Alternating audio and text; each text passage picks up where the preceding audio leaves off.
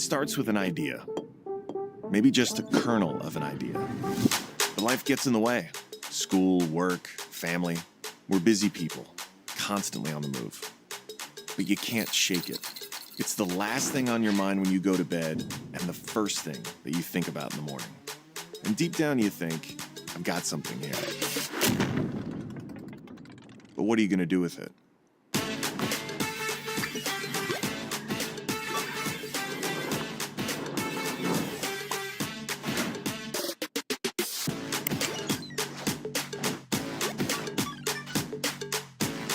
I'm ALEXIS OHANIAN, co-founder of Reddit while I was a senior at UVA. To be honest, it's really not about me. It's about you guys on the other end of the monitor. Sold the company, came back to Reddit in 2014 as exec chairman to help lead a turnaround. Left. OHANIAN says more diversity is in the best interest of Reddit and the tech industry more broadly. Then began investing. I want to discover the next ALEXIS OHANIAN, hand them a check, and have them create something even bigger and even better. Well, the next ALEXIS OHANIAN is actually your own child. Oh, yes. Right there. Business dad life. I don't know if this color works for me. In this class, I'm going to teach you everything I've learned as a CEO and an investor in multiple billion-dollar companies so that you can go from your own idea to actually executing your dreams. I'm the right person to teach this class because few have both founded and scaled world-changing companies and also been among the earliest investors in dozens of startups, 30 of which are now multi-billion-dollar companies. In the Industrial Revolution, you needed to open a factory to change the world. In the Internet Revolution, you only need to open a laptop. If there's an aspiring CEO out there watching this, I would want her to know that starting a company is one of the highest leverage ways to change the world. And one thing that I am sure of is wherever you are, whatever your circumstances, you are capable of building an incredible business. You are capable of being a very successful entrepreneur. And I'm convinced that there are great ideas everywhere. There are people capable of executing on those great ideas everywhere. And I hope you will take the lessons from this, my own experiences, my ups, my downs, my successes, and my failures to do even better than I did. And frankly, I want you to do this because then when you are successful, I want you to tell me about it so that I can then brag about all of your success and claim all the credit for it. That is all I want out of this, because I really deeply believe that my purpose for however many decades I get to do this is to help another generation do even better than I did. As an investor, I'll clue you in on what I'm looking for, what gets me excited. I'll teach you the steps to get funding for your business. I want to teach you how to find the right idea and steer you away from the bad ones, what would immediately turn me off in a pitch meeting. I'll let you know when to accept failure, when to pivot, and when to hit the accelerator. I'll teach you how to deal with setbacks and haters and competition. Although if there's one thing I can't teach you, but that you're really gonna need, it's determination. Back in the really early days of Reddit, we took a big meeting with Yahoo. We sit down with this executive, he's got his whole team there. I get into the pitch, and he pauses me and he says, just wait a second, hold on. How big is Reddit anyway? So I told him, it was tens of thousands of users at this point. It was still really small, but it was growing. And he says, you guys are a rounding error compared to Yahoo. Like, what are you even doing here? The meeting did not go well after that, but I felt a certain kind of motivation from it. I printed out a piece of paper that just had a few words on it. It said, you are a rounding error.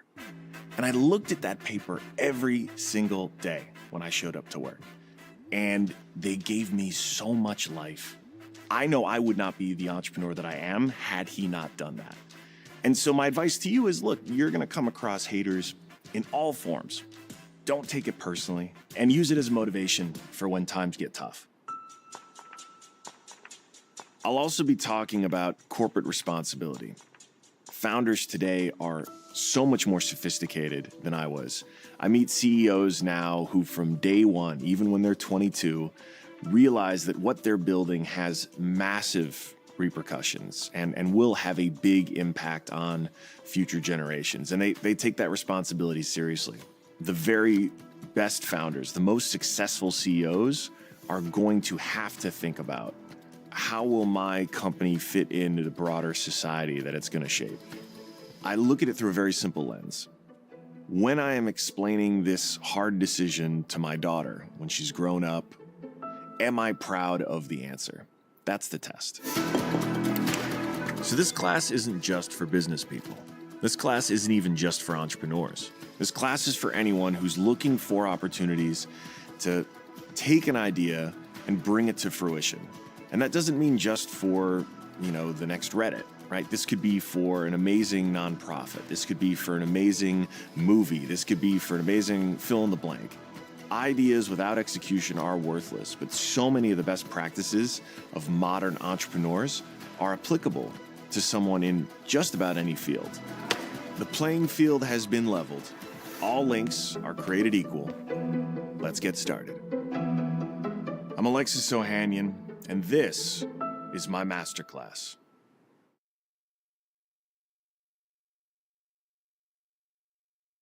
Wait, did we do the clap? I'm just saying, I want to make sure everything's synced.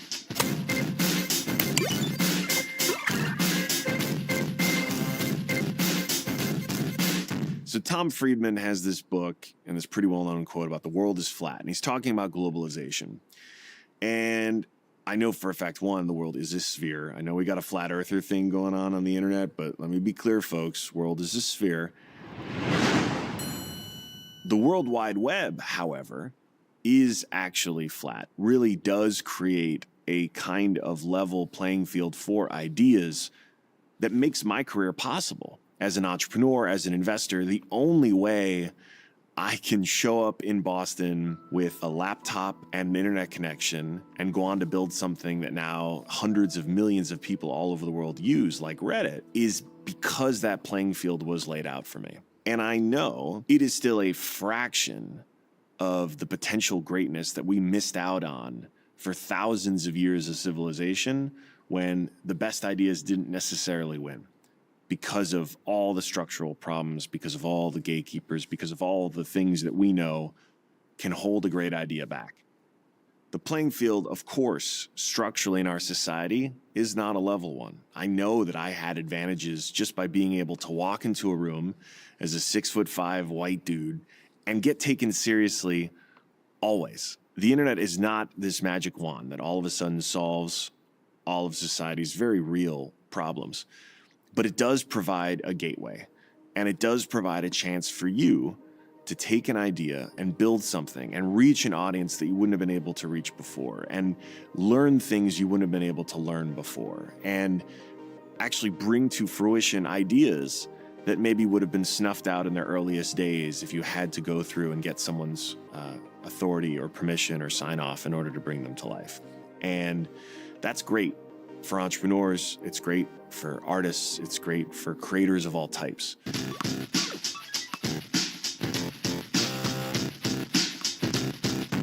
There is a cliche that floats around venture capital that I hate, which is that there's too much money chasing too few good ideas. And I hate it because I know for a fact that it is not true. And the only people who say that are people who do not have networks of great founders. By great founders, I mean someone who is incredibly compelling, someone who deeply understands the market and can empathize with customers, and is capable of getting something created. Maybe not ultimately the one building it, but someone who can recruit them. If you maintain great networks of great founders, what you'll find is that there are amazing ideas birthed every single day. And I'm in the business of finding people and identifying people and their great ideas before anyone else realizes that they're a great idea. And then putting my reputation, my team's time, our money into helping that CEO bring that idea to fruition. We'll get done shooting this. I will look at my phone and see a dozen more great ideas in my inbox from founders who I'm excited to meet.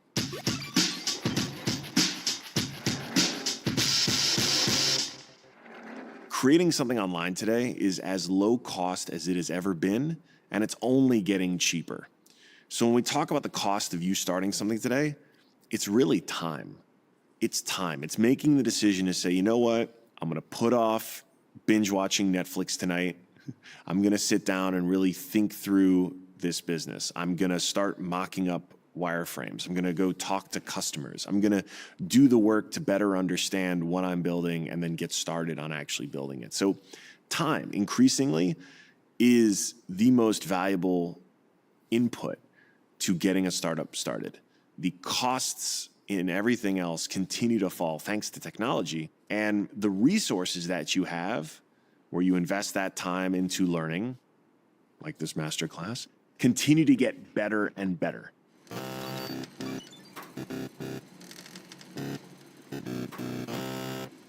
What I thought was massive growth 15 years ago is a blip today.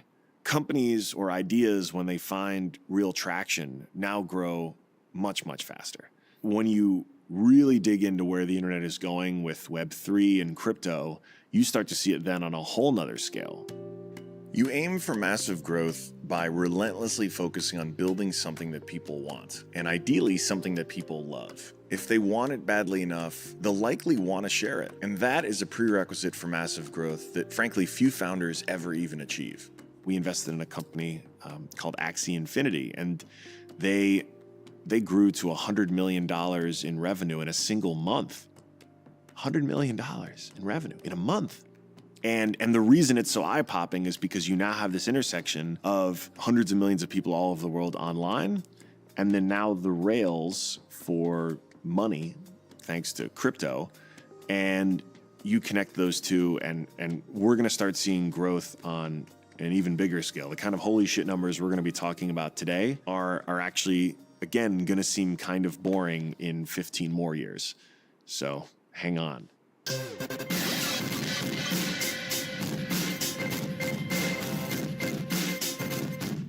Anyone watching this should think through their commitments, their responsibilities first. And if you can put yourself and your family in a place where this is a viable path and you can't stop thinking about this idea and you really need it to exist, then all right, go for it. But being an entrepreneur is a lot. That's not to say it's exceptionally hard work. My sister's a nurse. I would last maybe a week doing that job, right? There are harder jobs and harder careers for sure. That said, the mindset you have to get into to be an entrepreneur, the commitment you have to make, it's a bigger existential one because you cannot leave the job at the end of the day. You're going to have decisions where you decide to forego time with friends, time with family, time with your partner, time for yourself. The people who have to do it, we're all a little broken in some way. We just have to. If you know, I have to do this, if you really are laying awake at night thinking about this, it really is the first thing you wake up to in the morning, you probably are the kind of person who should be doing this. And I hope a big part of this course gives you not just the strategies and the tactics to be successful, but also helps you with the gut check of, is this something I want to commit to? For those who just know it in their bones, this is what they have to do, that's the thing you got to listen to.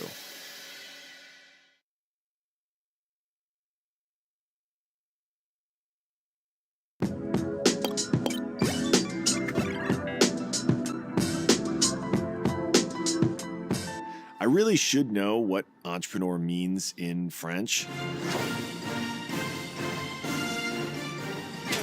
In my mind, it means has ideas and does them.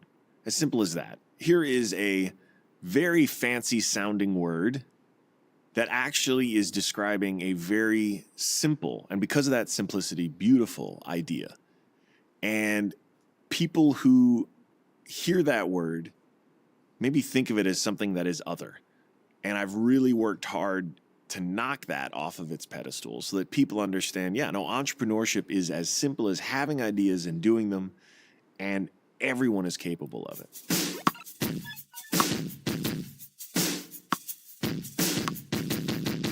So let's say you're 38, you've got a 4-year-old daughter, and you're wondering, am I too old to start a startup? The answer to that is no, you're not.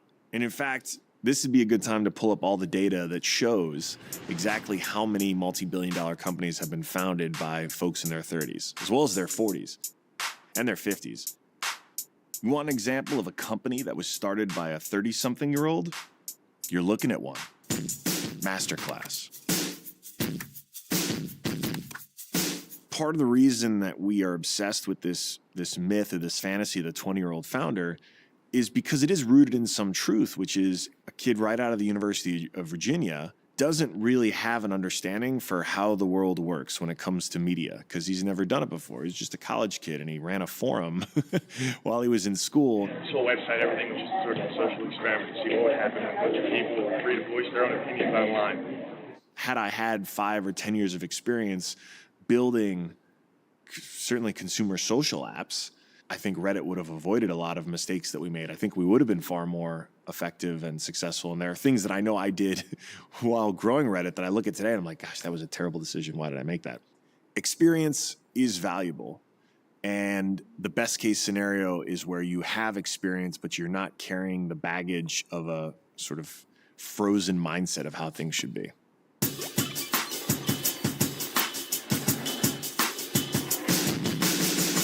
If you don't happen to live in Silicon Valley, it doesn't matter. And I know that because I didn't start Reddit in Silicon Valley. I started it in Charlottesville, Virginia. Our first real office was in Medford, Massachusetts. And today I run a pretty darn successful venture capital firm from South Florida. And while, yeah, for decades, Silicon Valley was the epicenter of tech, it is no more. And certainly post-COVID, we've seen more and more people realize, thanks to the internet, that they can do their work from just about anywhere. They have an internet connection. And more importantly for this course, they can start their business from just about anywhere. There are limitless cities all over, not just the United States, but all over the world that are going to found the next billion-dollar startup.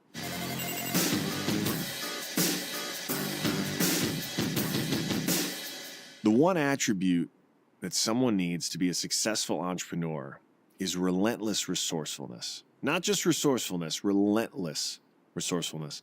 Now, I love that phrase because it is alliterative, but also because I think it perfectly describes what it takes to be successful as a startup founder. And my favorite analogy for this is actually football. And a great running back, when they make contact for the first time, continues to drive their legs.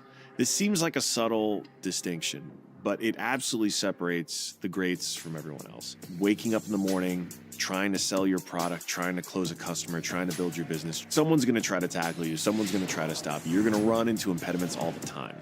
A great CEO doesn't seize up. They continue to pump their legs harder to adapt and make solutions.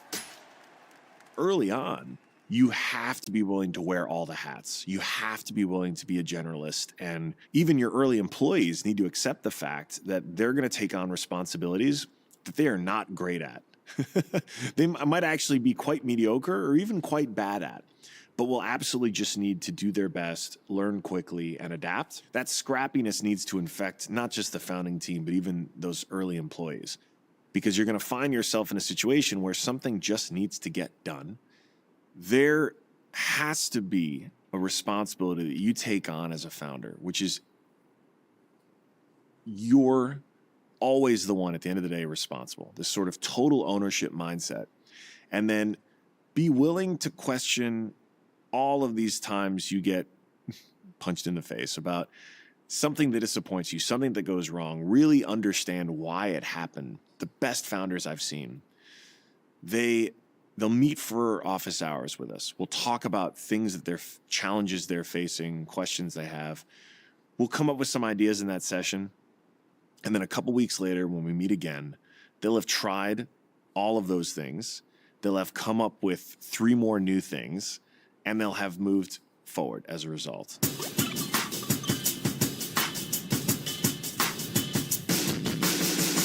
Now, if you're working in a more corporate environment, the same skills that are going to make you effective at starting a business are likely to be the same skills that are going to make you effective within an organization. As a startup founder, just identifying a problem is not good enough.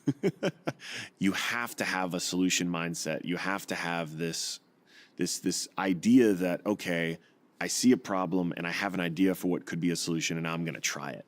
That same model, turns out, is something managers in the corporate world love.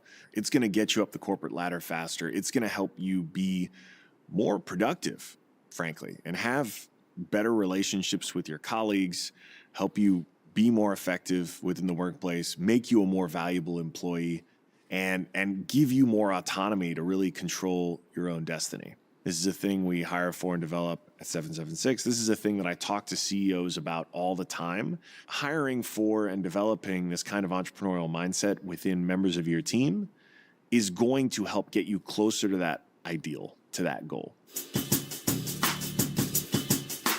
I need you to start thinking of yourself as an entrepreneur starting now. Go ahead. Try it on for size.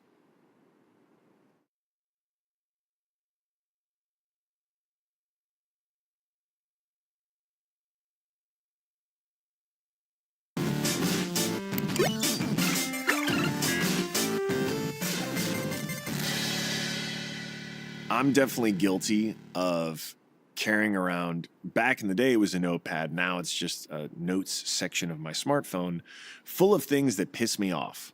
Because chances are, if you're upset by something, there is a good business opportunity there. So, right, if it's a product experience that frustrates you, if it's something that just isn't just working as well as it should, there's probably a chance to build something better. And it doesn't always mean it's a great business, but it definitely gets you to start thinking about areas where you can improve and get you in a mindset where you're looking for things to solve. It's pretty common that your customers or potential customers don't even know the right solution for their problem. Steve Jobs, Henry Ford, they all have great quotes about, people wanting, was it faster horses and not an automobile? And it's true. There's nothing quite like a founder that has thought deeply about a problem, talked to and can really empathize with potential customers, and is able to really engineer something that is noticeably better. And every now and then I still meet founders who say, look, I just can't, I'm not an idea person. It's not that I don't believe you. It's just that I don't think you're trying hard enough. And I don't think you've really spent the time understanding what people need, because there is no shortage of things that need to be improved. It's about realizing what you're going to work on, what you're going to commit a decade of your life to, and then how to actually get started.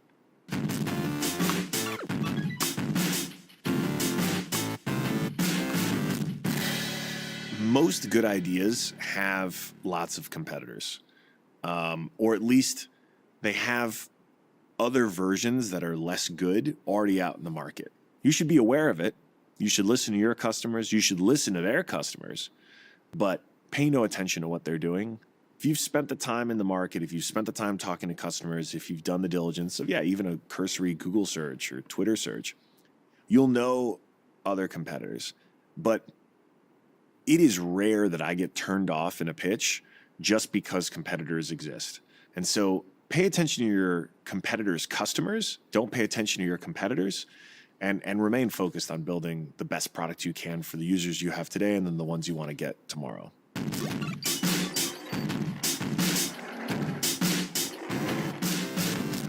So product market fit is one of these cliches you'll hear a lot in tech. It's an important one, though. What it means is that you have a good fit between the product you've built and the market that wants it. That is, people like what you're building. Clear signs of product market fit are, high retention numbers, so that after 30 days, 15, 20, 30, 40% of people are still using your app. The higher, the better.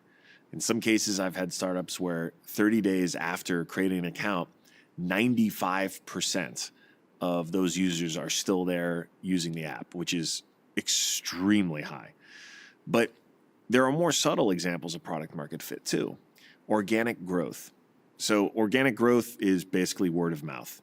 The idea that your business can grow without paying for it. Your business grows because people just love talking about it. Or maybe the business itself gets more valuable the more people share it.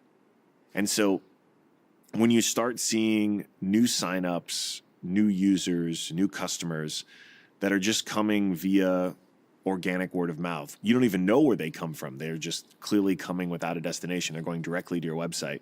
These are all really good signs that you're finding product market fit because customers care enough to share whatever it is you're doing. And believe me, that matters a lot.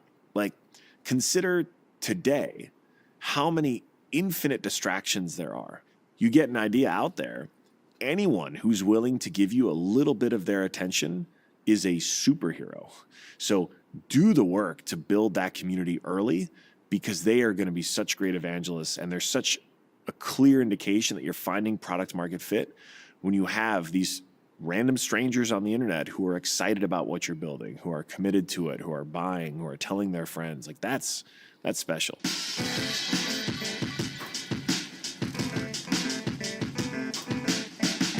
Understanding community, especially your community, has always been more art than science. But only recently are we understanding the true value of a community and being able to really quantify the impact that it has on the bottom line, on sales, on retention, on growth. These are all levers that can directly connect to community. And it's a powerful thing. So I actually think in a world now where it's getting easier and easier to get a V1 of the product out there, building a community first, finding community market fit is going to be one of the hallmarks of an entrepreneur over this next phase, because that is now actually the really hard part, because building community is not easily scalable. It requires community building work. It requires empathy and time. It requires you to be kind of a party host or a community leader, or however you want to frame it. And that's not something you can just automate away. The good news is it's never been easier, because there are so many places to build community. There's so many people who are primed now to participate. It's so important to understand what they're saying, what their problems are, what their hopes are, in order to then get a vision for what you're going to build and what you're going to do.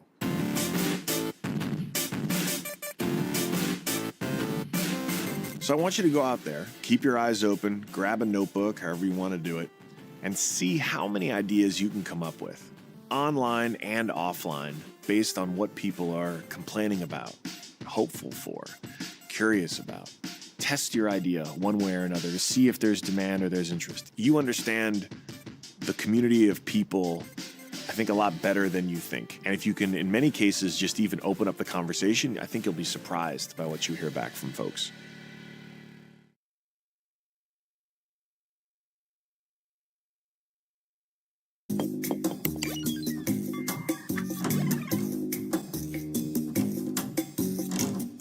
For almost 2 decades, I've been telling people that online communities are just as real as offline communities.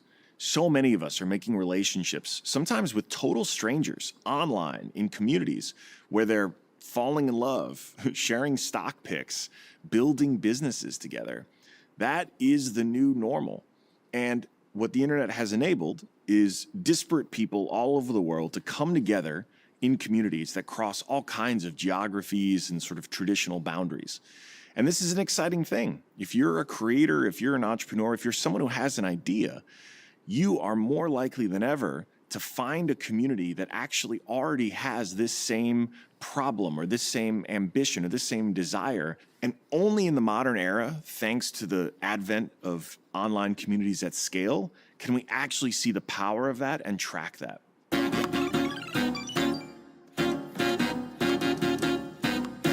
So I think 8 years ago, I was one of the first checks into Patreon. And at the time, Kickstarter was a pretty good way to raise money for a project. But what creators wanted was recurring revenue. And what I loved about this idea was friends of mine who were creators who just wanted to know that their rent would get paid every month, didn't have a recurring source of revenue. But like a good history major, I realized, okay, the Medicis solved this problem during the Renaissance. They were just a ludicrously wealthy family that could make sure to pay Michelangelo's bills for a few years while he painted a ceiling, this can work on the internet. And you don't need one really wealthy family. You could have millions of regular folks all chipping in $1 a month, a few dollars a month to this creator. And in many ways, Patreon kicked off this creator economy. And for almost the last decade now, it has thrived. And it means a new generation of entrepreneurs will be able to make a living on their terms creating.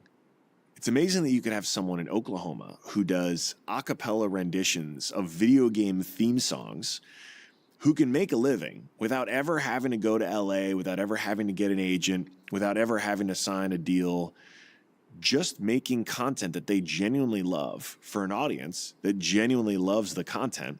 And it's a perfect example of how entrepreneurship is not just, I think, what a lot of us thought 30 years ago, which was, oh, that's starting a company.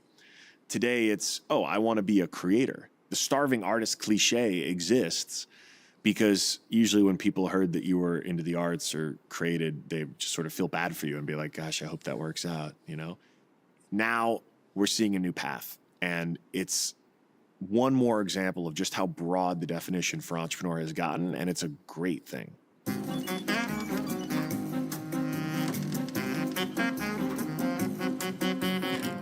I made some headlines for wearing a crypto punk to the Met Gala.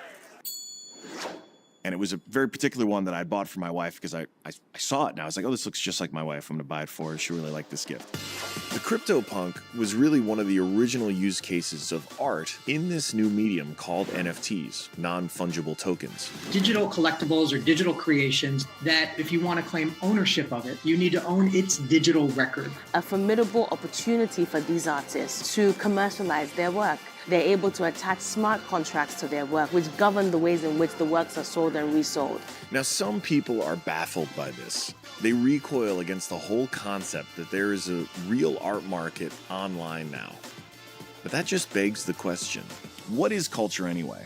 If I asked you what one of the most important paintings of the Western world was, you might say the Mona Lisa.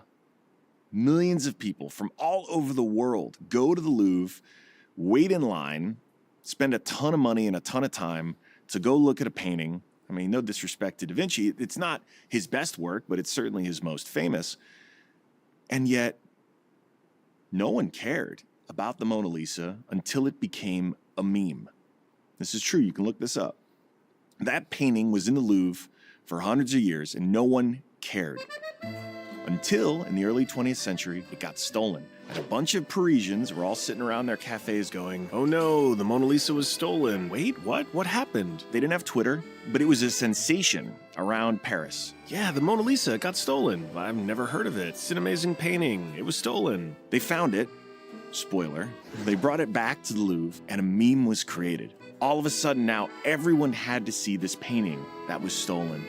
And yet, here we are 100 years later, and every one of us, including you, are convinced this has always been one of the most important paintings of Western civilization. But no one cared until it became a meme. And if we consider just for a moment that most of what we know as culture has for hundreds of years been dictated from institutions that have decided this is important because they put it in a museum or they put it in a textbook. Culture, it turns out, has never actually come from the top down. That's an artificial construct. It's always come from the bottom up. When it was a cave painting on a wall, it was bottom up. And so with the rise of NFTs, right now, today, we're seeing an advent of a new medium. The NFT is no different from oil on canvas. The technology itself is novel and special, but what makes it really unique is that it captures the attention of a community. It creates culture from the bottom up.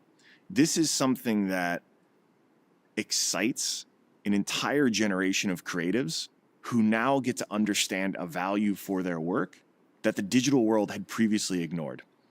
Because if you created something in the digital age, it was instantly shareable all over the world. And so how could you get value for it, right? It was a commodity. It was a JPEG that millions of people could see, and you never got any attribution or any revenue. And what's wild is that dynamic, thanks to the blockchain, has changed forever. And I'd say to the folks who are like, well, I can just right-click and save as on your JPEG, and now I own it. Ha, ha, ha. I will say, well, friend, think of how many times that Mona Lisa has been copied and reproduced on T-shirts, on wallpapers, on wherever. Has that made the Mona Lisa less valuable or more valuable? And so this new technology now brings all of the best parts of the digital world, which are infinite scale, zero reproduction cost, with all of the benefits that came from the physical world when you could actually prove this is the one original. And now all these millions of copies actually make this one original way more valuable. And we're in the earliest days of this. We are still in the weird and messy and bizarre stage of this new medium, but the dollars are real. The creators that are building and innovating on this are very real. And I mean, I just can't even wait to see what happens over the next 5 to 10 years, because it epitomizes why community matters. Because you're able to get thousands, tens of thousands, hundreds of thousands of people all in their digital Parisian cafes, excited about and talking about some special piece of art that's captured their attention. And now everyone participating can actually monetize, can actually get the value out of that attention, which has never been possible in the internet. So I dare you, go rethink the boundaries around what you think is real. Expand your horizon and the number of opportunities will increase exponentially.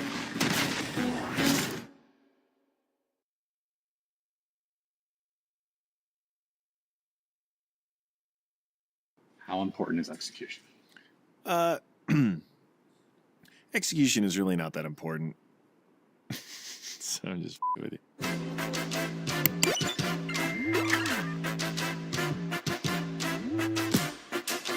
Execution is everything. Ideas alone are worthless. What ultimately makes or breaks a successful business comes down to the nitty-gritty of execution. A relentless focus on getting things done, on prioritizing the most important work and deprioritizing everything else in pursuit of building something really special.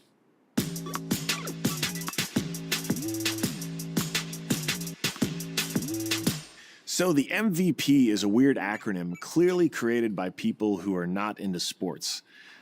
It does not mean most valuable player. It means minimum viable product.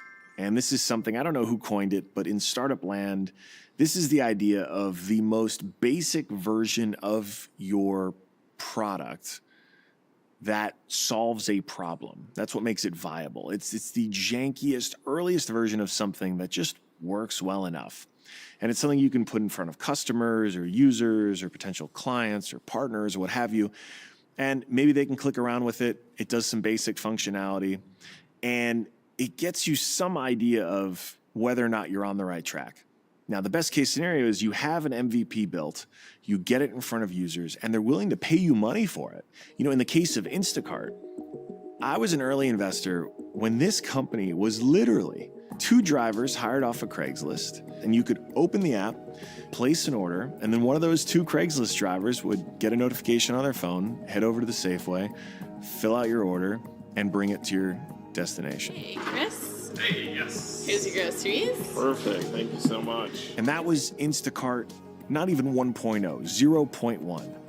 But it was the minimum viable product that showed us, look, this isn't just someone who has an idea. Hey, grocery delivery should be a solved problem as easy as, just using your smartphone. The thing worked, and that was enough. And that was enough to say, great, here's some money. Let's go build this into a multi-billion-dollar business one day. And it's special when you're actually putting something in a potential investor's hand that works. And even if it's janky, even if behind the scenes you're Wizard of Ozing it, obviously you don't lie to anyone, but that difference of that aha moment that a great MVP provides is everything.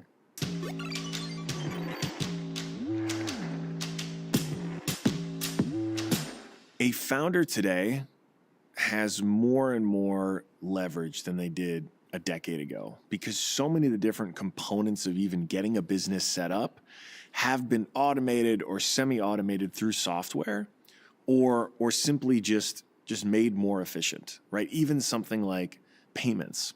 When we started right in 2005 and I made our first storefront where we sold merch, it was a very convoluted process just to get a PayPal button on the website so that people could make payments that way to buy a t-shirt. Today, within seconds, you can take a line of code and immediately start accepting payments online. That is a powerful change that has made it so much easier for entrepreneurs to get started and start collecting revenue. You don't even actually have to write code to be able to do this. You just have to spend enough time learning how to use these no-code tools to cobble together a prototype. Or maybe it's just simply being able to convince someone to co-found this company with you who can help build the actual software prototype. But let's say you're not building something with software. Let's say you just want to, you're creating a direct-to-consumer widget business. The friction required now to start a direct-to-consumer business really comes down to opening a Shopify account and then collecting your widgets and marketing them appropriately, right? You'll continue to see more and more of the skills required to be an entrepreneur, to really execute, are going to be more and more freely available and learnable. It will matter absolutely what business you're doing, but you'll find more often than not, so many of the best resources for execution are really very accessible. And then it's up to you to actually take advantage of them.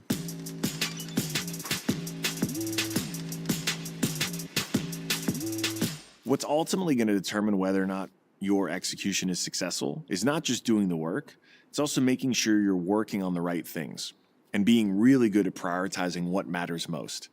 And so if you're talking about improving a product, there's 100 things you could do at any given time. In software, we prioritize these. So P0, don't ask, but we start counting with 0. That's the most important thing. P0 things on the product plan are the most important things that need to get done on the fastest timeline. 2 weeks out, we set goals for the team. Those are P0 items. What about P1 items, P2 items, P3 items? Now you see a sense of prioritization of the product plan. Everything that doesn't make the cut there, basically you'd love to do it, but it's just not a priority. You want to remember, but not work on it right now. We can use this actual masterclass as an example. The P0 priority here is to actually finish and launch this masterclass. The P1 would be the marketing campaign that we do around the masterclass launch. A P2 would be something like planning in IG Live on launch day. This is the kind of thing that would be a nice to have, but it's not an absolute priority. Right now, the most important thing I can be doing is the thing I'm doing right now, which is recording this audio that you are listening to. It is the absolute top priority. The best operationally run startups are ruthless about prioritizing. And so that P0 item, P1 items as well, are the things that your team needs to be singularly focused on, are the things that you, when you're just thinking about what are you going to do today, everything needs to funnel back up to those P0 items. And if not, you're going to be wasting time on the wrong things.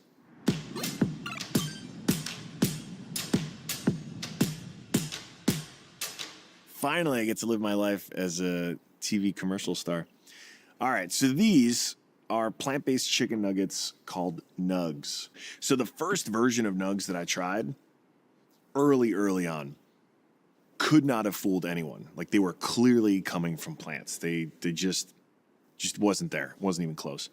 And I actually passed on the investment back then. This was early. It's probably their first round of funding. 6-9 months later, I tried the next version. And I was like, wait, okay, this is actually really good. And as an investor, one of the things you look for is not just the quality of the product, but how quickly the product improved as the founders got feedback, were in market, and really started testing the idea. And the best founders just execute so well on improving the product, and it's that delta, it's the change from 6 months ago to today, to then looking ahead where it'll be in another 6 months, that gets an investor very excited. Look, I'm gonna say it again, execution is everything. And that's not just doing the work, it's doing the right work. For you as an entrepreneur, figuring out what your edge is in terms of understanding how to continuously improve the product, whether it's an edible product or whether it's software, is the most important thing you could spend your time on in those first 6 months, that first year.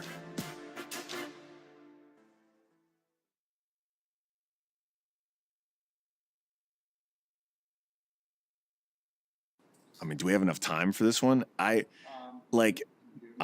going. Let's go. Okay.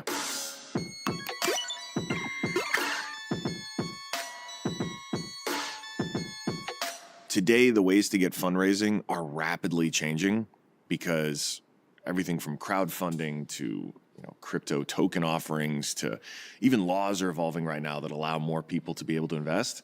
But there are some universal truths that are going to hold up no matter how you do it. My transition from CEO to investor has been eye-opening. Don't get me wrong, it is much easier to be the one on the other side of the table with the money, deciding whether or not to invest in a founder. Because I know what it's like to be on the side asking for an investment and be told no time after time after time. That's a part of fundraising. There is not a single founder, there's not a single CEO out there who has not been told no more times than yes. And that's the nature of startup investing. It's the nature of fundraising, and it's the nature of being an entrepreneur, which is getting really comfortable hearing no. But one of the things that I think about as an investor is how I can, as quickly as possible, cut through all the noise and understand what a CEO wants me to see about a product or a market or a business opportunity. And I've got some sort of best practices that I'll go into with you about that.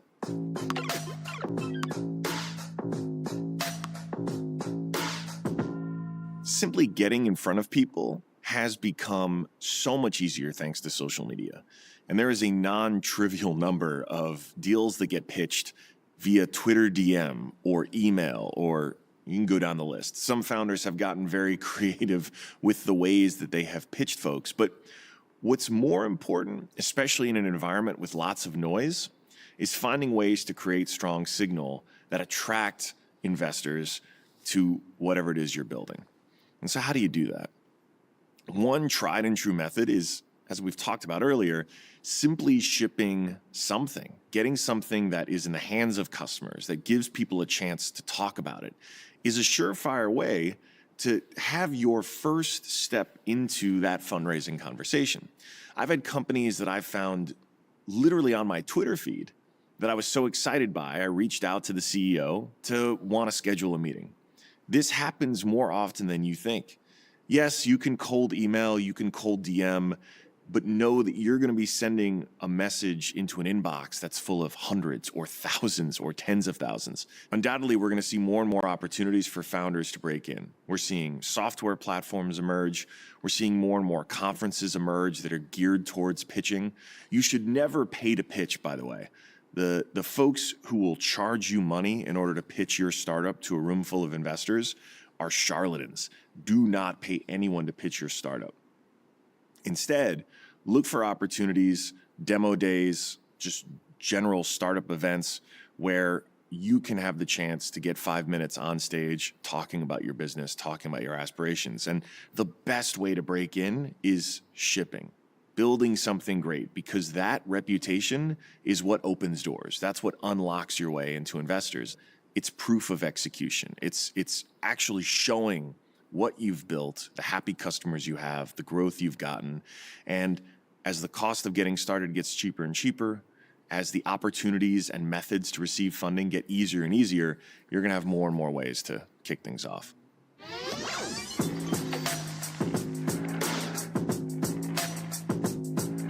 If you're meeting with an investor, you're probably going to get more like 30 minutes to an hour. That meeting is probably going to involve a pitch deck, but you're still going to want to be able to clearly and concisely, right up front, explain the problem. What is the thing that you're ultimately going to solve? Then prove that the market is big enough. When it comes to sizing your market, investors want to see something that is easily a multi-billion-dollar opportunity, so that your business is going into a market that is big enough for the value of your company to one day be worth billions. We invested in a high-protein, low-carb bagel business recently that was making the case for engineering a solution to refined carbs, bread products that we know have a huge market today. We love our refined carbs in the United States. And so you can bottom up size that pretty cleanly. And so then the pitch is a really clear one. If our product is superior, if people will demand an alternative that is both plant-based and also low in carbs and high in protein, we can win a material portion of this market. This market's already big. So if we win 1% of it, here's how much money we make, and here's how big our business is. And that's what you've got to get across in the first few minutes as a founder. There's a clear problem, a clear need, and a huge market opportunity if we get it right.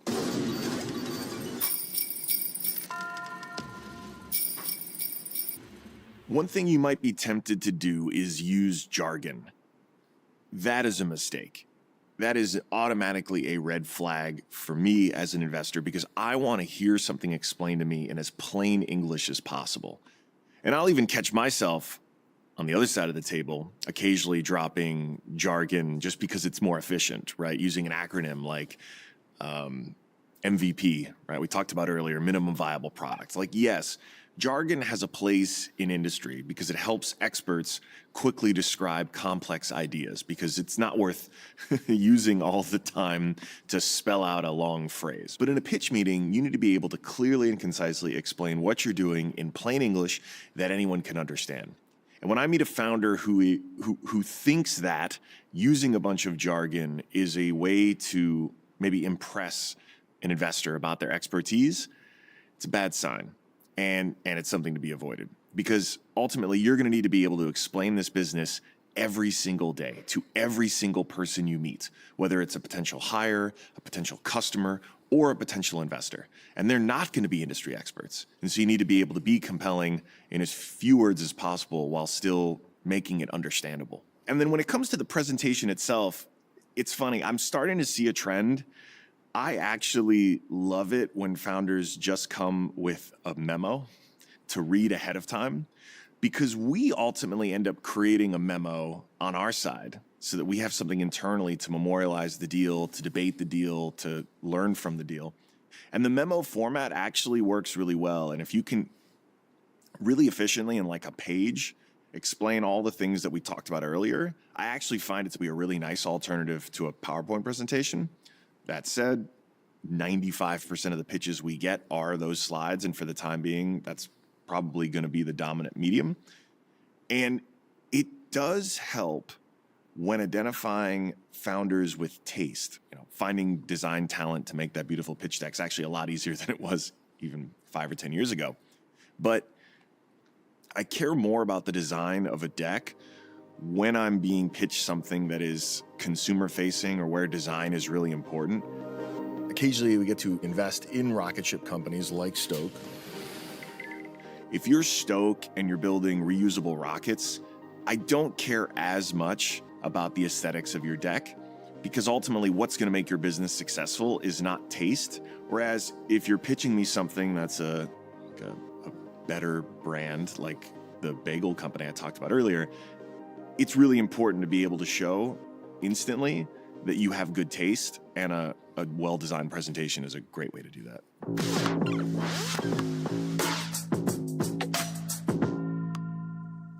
Your presentation style matters as a founder, but what we're looking for is that you're compelling. And that's different from being outgoing or charismatic.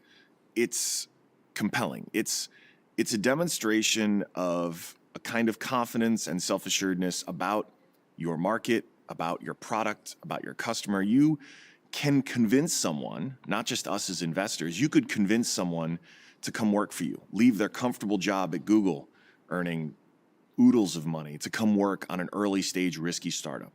I usually ask them to explain why they want to spend the next decade or more of their lives working on this business, because it gives me a chance to then hear them talk through their why. And also start to get a sense of just how obsessed they are with the market, just how empathetic they are with the customer.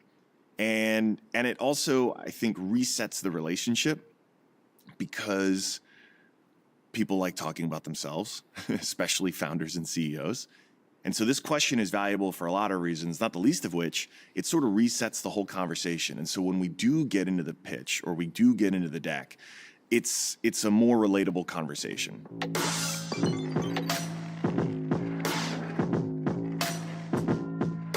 as an investor, some obvious red flags for me, and I'm a little nervous saying them because now founders will be able to trick us, but that's okay. Some obvious red flags. When a founder is really combative and defensive about their idea. Again, there's a fine line between confidence and self-assuredness and defensiveness. And it's important because you want the former, you don't want the latter, because it's an indication of how the founder is going to be once we actually start working together. Our job as investors is not to be a manager, it's not to be a boss in any way whatsoever. And it's a bad indication if a founder is so insecure about their ideas that they get defensive and combative in a pitch meeting, and could mean that they're going to have the same tendencies with members of their team, subordinates, etc. Another thing that I look for, especially when there are multiple founders, is who is the CEO? And I ask this question often in meetings when maybe it's not 100% clear, because I want to see how both people respond. I want to see how the CEO responds, but I also want to see how the non-CEOs respond, because you can see a lot from that body language. And in these very early stage companies, a lot of the roles are pretty messy. Founders might have the tendency to say, look, we don't want to figure that out yet. We're going to figure it out at the next round. That almost always fails. And usually, in nearly every circumstance, as a condition of us investing, we need to know who the CEO is. Every now and then, like 1 out of 1,000, a co-CEO situation can work, maybe 1 out of 10,000, but it's rare. And so when you're asking that question of who is the CEO, part of it's just to see, like, is the other person looking really resentful right now? Or are they both answering the question like, yes, I'm the CEO? We've seen that happen before. And so that's something you absolutely want to have sorted out before you get in front of an investor. And everyone on the founding team needs to be okay with it. Another obvious red flag as an investor is when you can tell a founder is bullshitting you. And it's much better as a founder to just say, I don't know in that situation. But it's basically game over if the answer you're giving is just made up, or if the way that you arrived at that answer is clearly not well thought out. So earlier we talked about market sizing. And so I don't care what the business is. If you show up and in a pitch say that you're going to have 90% of the market one day, you're full of shit. You may not know it. It may not be intentional, right? You just are overzealous and excited and great. Like, those are good attributes to have as a CEO, but you haven't tempered them and done the diligence to say, okay, is this even possible? You haven't watched this masterclass and haven't realized, like, okay, that seems overzealous.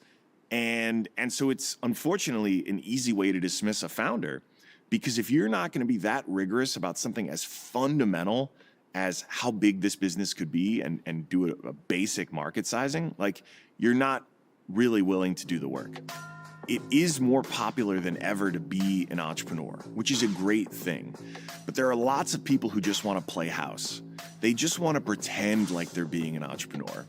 And one of the things we can quickly dismiss folks on is something as simple as that. Because if you haven't done the work to get these really fundamental things right, you're probably not that serious about actually being an entrepreneur. You just like the idea. Now that I've laid all that out for you, take 10 minutes to think about how an investor would hear your pitch.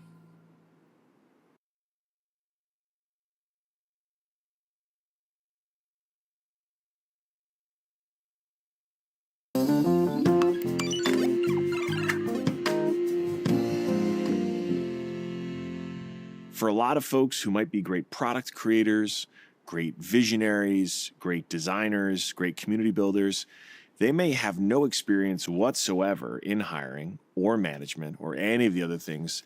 And so hiring becomes a skill that a lot of first-time CEOs will need to learn.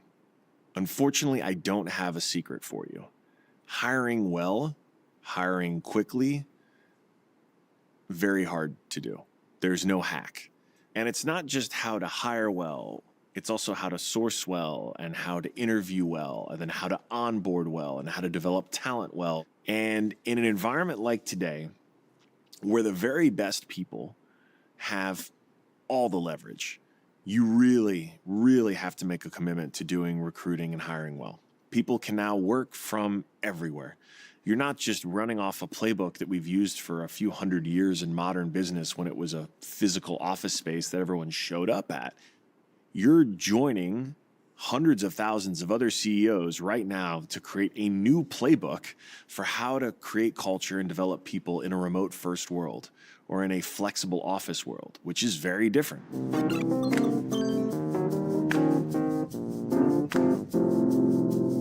Oftentimes, founders will start with their networks, people they've worked with before, they're high conviction about. Generally speaking, though, you'll run out of amazing people pretty quickly. No offense to your network. I'm sure they're all great, but let's face it, Fred, not the ideal hire. Good guy. Not the top performer you want on the team, right? So what do? You will start to find ways to see where the talent is and frankly, start aggressively reaching out. Things like Twitter have actually become a new kind of resume because it's a place for people in their work lives to talk about the things they care about, to show off the work they're doing, to build an audience, build a following that helps them with a reputation. And you'll find countless people who found their job opportunities through a Twitter DM. And now you're ultimately going to be looking around and saying, okay, but how do we start to build this process? How do we start to understand who we want? And one of the things that I am convinced of is that the job postings of the future are content. No one realized it because in the past, a job posting was one of millions on monster.com. It was just a note in the void full of millions of other notes that look just like it saying, here's a job, here's what we're about. For a role this important, turn it into a paper airplane and throw it off a building in New York City and hope you find a great person. And that's sort of the equivalent of just tweeting something into the ether today. Instead, you would take time to make the content, right? The text, that you'd be really intentional about actually what you're asking for. You definitely would not ask for a CV first and foremost, because that's not really relevant. And the signal it sends to talent is, I am just like all the other paper airplanes floating around New York City that doesn't actually really care. And an environment where everyone is doing something the same way, being demonstrably different, it gives people something to want to talk about. It makes them want to retweet that job posting. It makes them want to send it to a friend. It is that kind of intention that resonates with people. And again, it goes back to creating that relationship, creating that community from day one.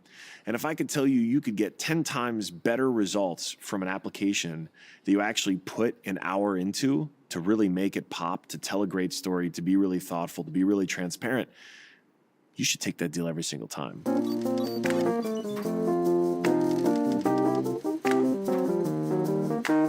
The first 10 employees you hire are going to define the culture for the company for the rest of time.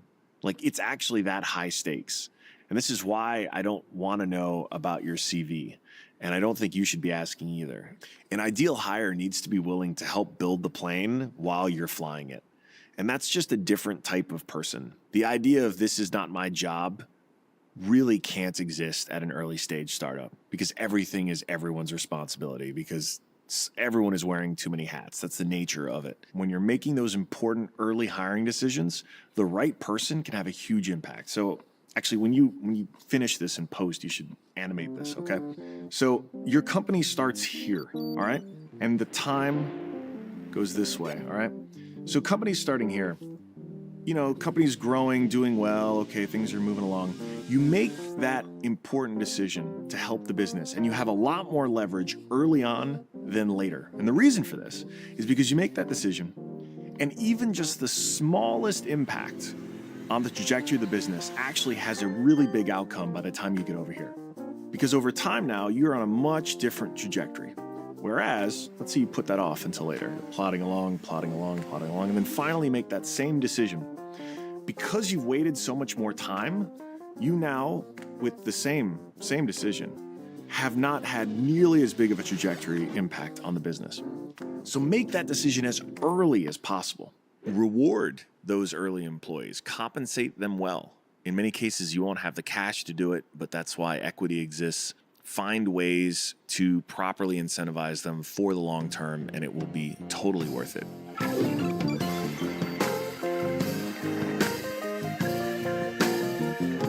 Yeah, if you hire the wrong person, and that's okay, you're going to hire the wrong person all the time. And maybe it's right, maybe it's just the wrong role, maybe it was the wrong expectations set. Like, it doesn't necessarily mean the person was a bad person, just the wrong hire. What's so important, though, out of respect for all the folks on your team, out of respect for the person, make that decision swiftly, help them move on, do it in a great way, and keep moving forward and learn from it. But you don't do your team any good when you have someone who doesn't want to be there, someone who then can start to promote a kind of toxicity and negativity and things that just don't, they hold everyone back. And then your team starts resenting you as a leader for your inability to execute on the thing that they all know needs to happen, that you know needs to happen.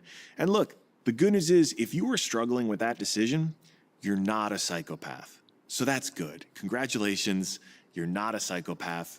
High correlation between CEOs and psychopaths, though, but you're not one of them.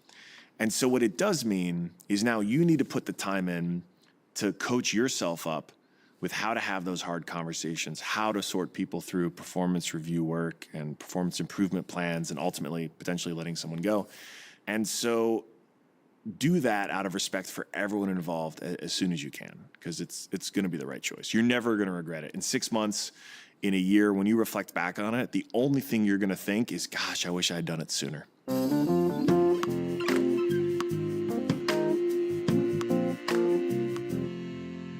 When we started our venture capital firm, 776, we knew we wanted to do everything differently. And that all started with hiring. We did something that's actually atypical in venture, which is open applications. Doesn't seem very special until you realize that VC is a very insular industry, and the vast majority of people all come from within the same networks. In fact, one study showed that 40% of all VCs graduated from Stanford or Harvard. As someone who wasn't in that group, but certainly feels a responsibility to get the very best working at our firm, we tried a different approach. We announced it on Twitter, and we developed applications that were holistic, didn't ask people for their CV, because let's face it, we don't ask founders for their resumes. Why should we ask members of our own team?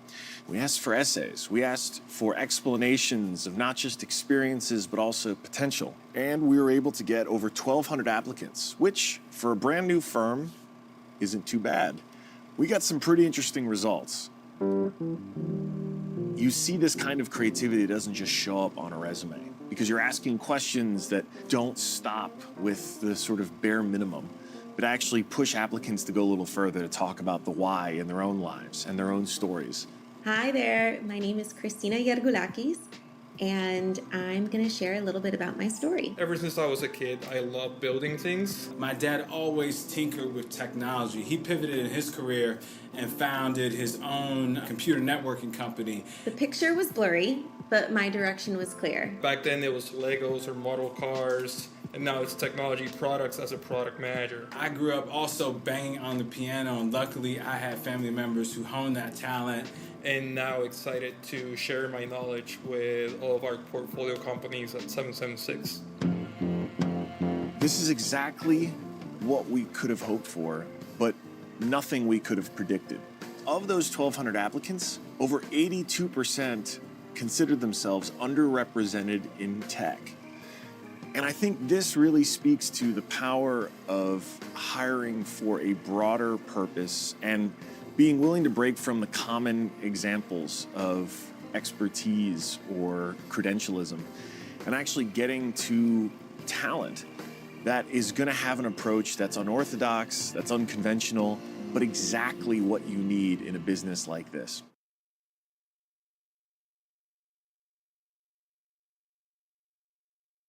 There's this model of the Stanford grad, perfect grades, 4.0, their whole lives, starts a startup and ostensibly has all the quote-unquote pedigree that it might take, but as soon as they get punched in the face, which is a daily occurrence as a CEO, It's almost like there's a short circuit that happens.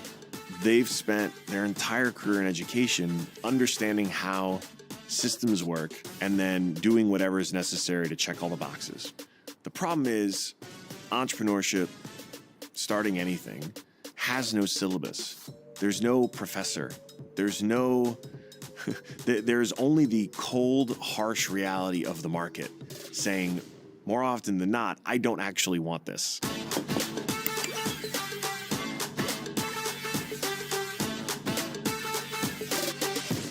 It's not my quote, but one of the greatest minds of this century once said, "Sucking is the first step to being sort of good at something." This is actually from a cartoon called Adventure Time, but I find it to be a really nice quote that sums up the mindset needed to be a successful entrepreneur. Anytime anyone is doing any new thing, they're going to be bad at it. Even if they have every possible sort of inherent advantage, they might be slightly less bad, but everyone is still bad when learning and doing a new skill. There is no blueprint. And so that kind of resilience and ability to adapt is what really separates successful founders from ones who aren't.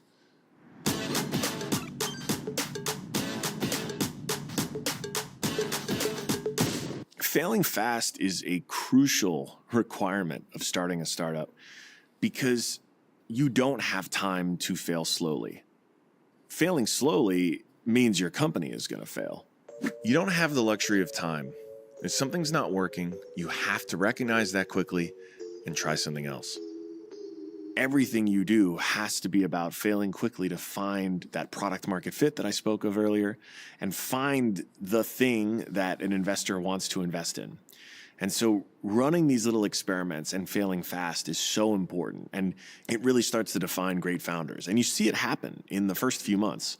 That's why I think for some founders who have had a whole career of academic success, like I talked about earlier, they actually struggle because when I say fail and fail fast, that's anathema to everything they've done their entire lives, right? Failure was never an option in school. Failure is a way of life as an entrepreneur. You might be there watching and thinking, well, I don't want to do that. Failing is not fun. That is a demoralizing thing to do. And you, Alexis, you've come a long way.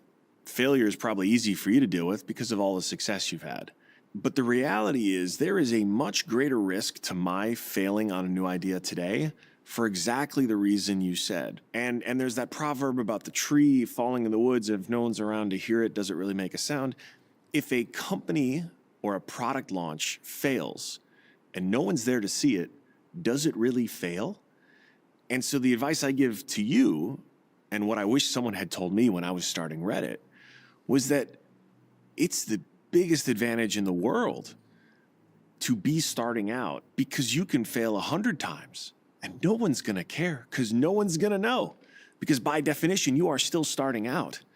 And once you can get over that psychological hurdle, it's actually really liberating because the novice, the neophyte, someone starting out has infinite room to fail.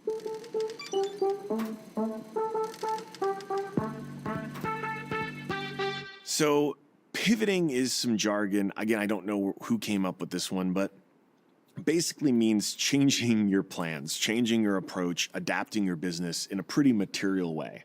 It could be as drastic as having an idea that would let people order food from their cell phone so they wouldn't have to wait in line, and then turning that into the front page of the internet. That's a pretty drastic pivot that we went through early on in Reddit.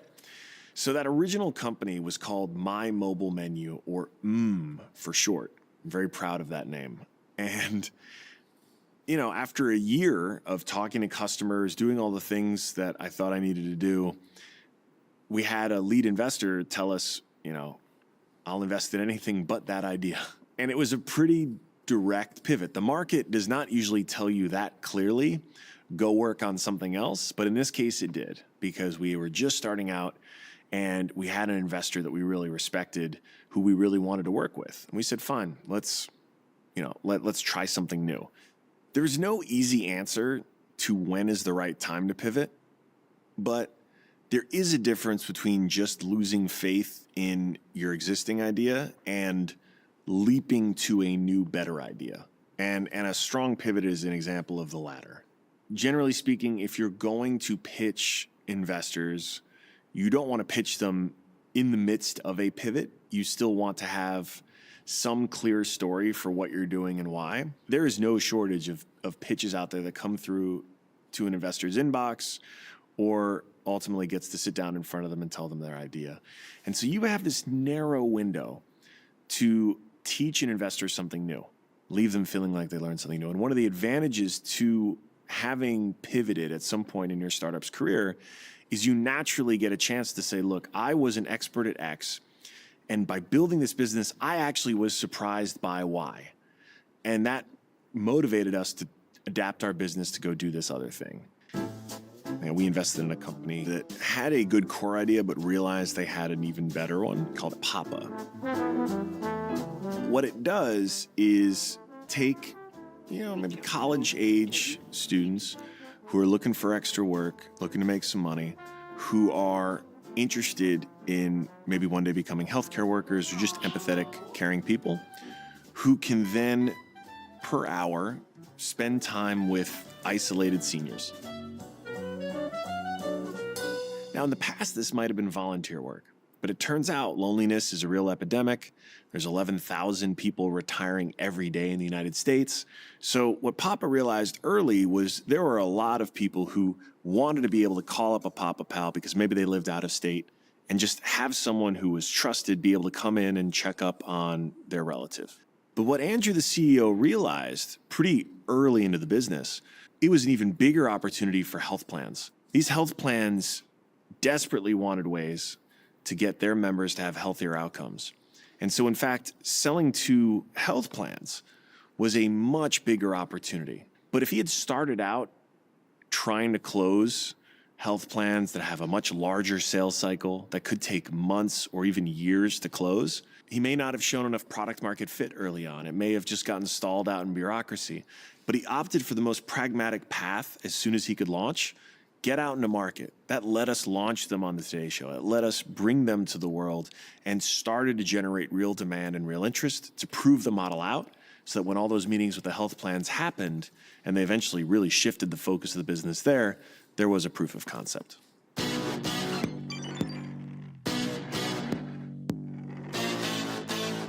I met these two founders a number of years ago, Waqas and Sidra. Now, they're a husband and wife. They're both immigrants from Pakistan. They came to America because they wanted to build this business. It's called Atoms. They wanted to make the most comfortable footwear on the planet. And they did, with a really dope box, too. They have an amazing story. They have an amazing community. They seem to have everything going right. Then COVID happened, and all of a sudden, no one was buying shoes because they were all going to be quarantined in their homes for an indefinite period of time. And what they realized was, okay, we've got some of the best production teams in the world making our shoes. Let's repurpose fabric. Let's take our team and say, okay, we have a few weeks. Let's make the most comfortable, highest quality, breathable mask we can. Now, another startup might have thought, well, let's just, cut costs and just try to bunker down until the pandemic is over. But the kind of founders that I get most excited to invest in are like Waqas and Sidra, who say, okay, what are the resources we have available? We already use this fabric to produce the lining for our shoes. And is there a way that we can repurpose it into a beautiful, elegant, comfortable, breathable mask that people will want too? And then let's go to our community and say, look, we're not trying to sell these as a way to take advantage of the pandemic. We're actually trying to sell them to help a bunch of the most vulnerable New Yorkers. I gave them the first, 10 grand. I said, look, I'm going to make sure 10 grand worth of these masks go to my friend Colin's nonprofit. Just tell me where to wire the money, and you've got your first order. Because it takes a special type of founder to be confronted by a global pandemic that threatens the fundamentals of the entire business, stare it in the eyes and say, okay, our turn to figure out a way to adapt to this, our turn to figure out how we keep giving something of value to our community. That's exactly what you want to get behind as a founder. And what they did in a matter of weeks was engineer some really impressive masks that sold in record numbers. It is a testament to their resourcefulness in the face of, global catastrophe. Where your business ends up in 10 years is not necessarily going to be where you think. You should, as a visionary leader, have some North Star for where you believe the business will go. That's going to rely a lot on your instincts and a lot on the time that you've spent thinking about it. Take a minute to think about a time in your personal life or your professional life when you've had to pivot, when you've had to change your game plan and adapt. Because I think if you take a moment, what you'll realize is that you've done it before and you can do it again.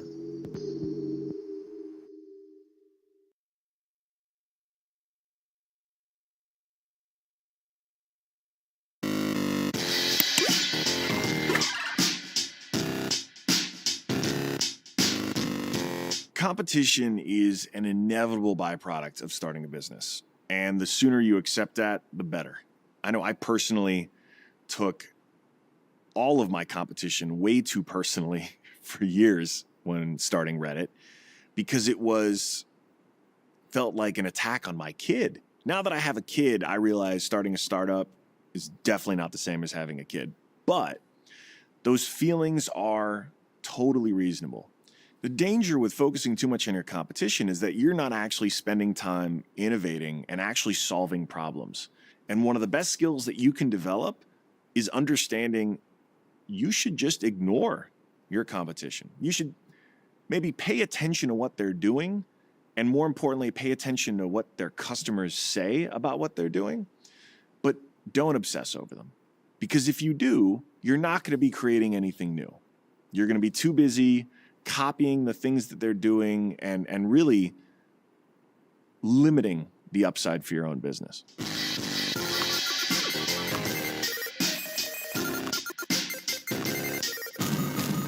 In the early days of Reddit, we had a competitor called Dig. Our approaches seemed pretty similar. You submit a link, other people vote on it, they comment on it. Okay, what's the differentiator? One of the things we kept asking ourselves was, why are people going to keep coming back to Reddit every day, especially when they could go to Dig or so many other places? There were times when, candidly, I was just thinking way too much about what they were doing because they were the market leader.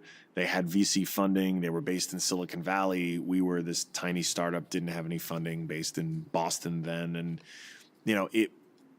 I spent more time than I would have liked to thinking about their business and how they were acting and how we should be reacting. And it was a year in that I realized, no, we need to be building our product the way that's best for our customers and really understand what their users weren't happy about in order to make better decisions about what we were building. And that's it. And I realized as long as Dig was one homepage, one front page of the internet, so to speak, it could only apply to a certain number of people. There was always going to be a ceiling because what is a good front page for me isn't necessarily a good front page for you and isn't necessarily a good front page for someone else. So we knew we had to build a platform that was built on communities. And in that, we created a way for the site to naturally scale beyond that idea of just one front page. Today, tens of thousands of communities exist on Reddit. Each one has its own front page that each community believes is the front page for them. We knew deep down that this was an important enough distinction, and what our communities actually wanted was a chance to have autonomy over that. Because these weren't just sections of a newspaper. These were real communities. Each one had its own culture, its own language, its own in-jokes, its own sort of hierarchy. And that ended up making all the difference.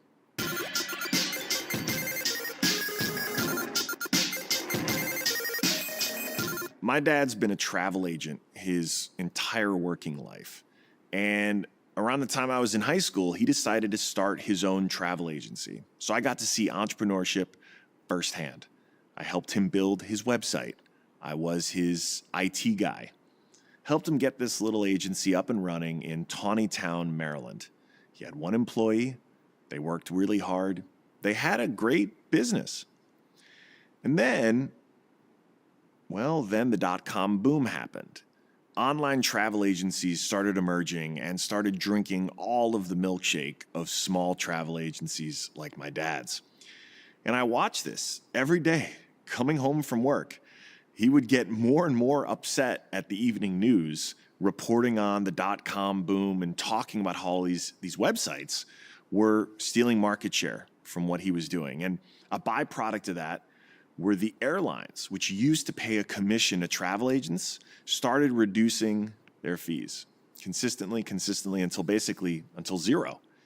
And I still remember my dad telling me the day that, I forget which airline, the day that one of the airlines had reduced his commissions to zero, which was the way that travel agents made a lot of their money. That's basically how they made their money back then. He sent a fax to them. I don't think he knows how often I like telling this story. He sent a fax back to them that just simply said, "Fuck you." So I like imagining someone receiving a fax that simply had a handwritten "fuck you" signed by my dad. To his credit, though, he adapted his business. He still runs it. I'm trying to get him to retire. I think he's finally going to retire this year. But he weathered the storm. Dad was not in a place to start learning how to code and building his own online travel agency, but instead he realized where he provided value. And it was particularly for business travelers who didn't have time but wanted a concierge type experience, and then leisure travelers who really wanted their hand held for a really special type of getaway. And that's where he found his niche. That's where he persevered. And, ultimately, it's not a business I'm going to be taking over, but it's a business that provided for his family. And in the face of all kinds of disruption, he found a way to deliver, in an industry where there were not a lot of people that were able to adapt. There aren't many travel agencies left out there, and I'm proud that his is one of the few. I hope this is a lesson for you. It's not just about focusing on your customers and ignoring competition. It's also about the inevitability of it. All those feelings, whether they are of rage or just frustration that competition exists or is drastically shaping your industry, it's a part of the process. And the more that you can take that energy and funnel it into your own improvement and your own success, the better. I really hope that "fuck you" fax makes it into the final cut. Great.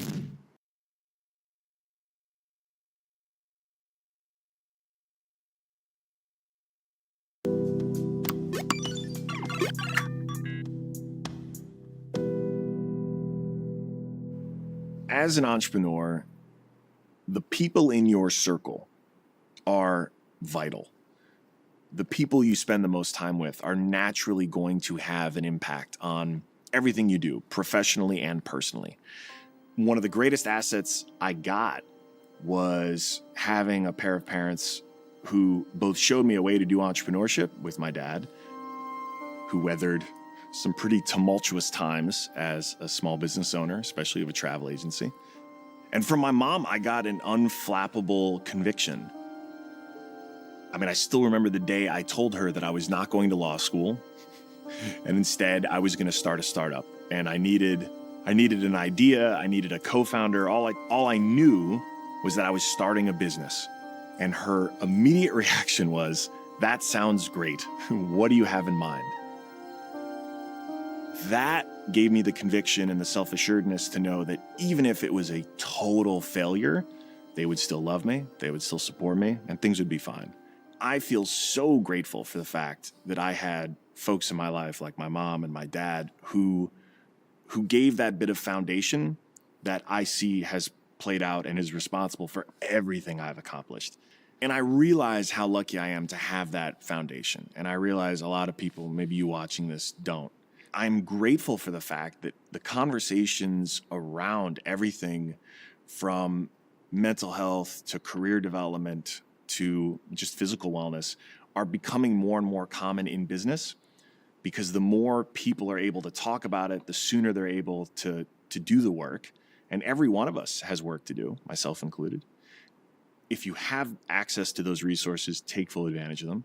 If you don't, it's one more challenge for you to overcome, one more thing that you can absolutely get through. But know that the work that you're doing on your business, the work that you're doing to build these networks and make an effort to surround yourself with people who are additive to your life, right, will have a huge impact on your outcomes, both professionally and personally.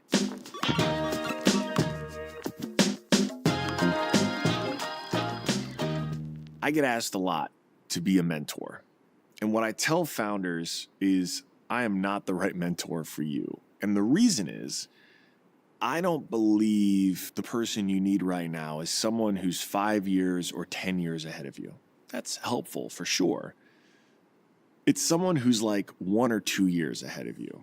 This isn't just CEOs, right? This could be a head of marketing who wants to develop her skills and be ready for a role that they aspire to by connecting them with a CMO who's a few years ahead in their career.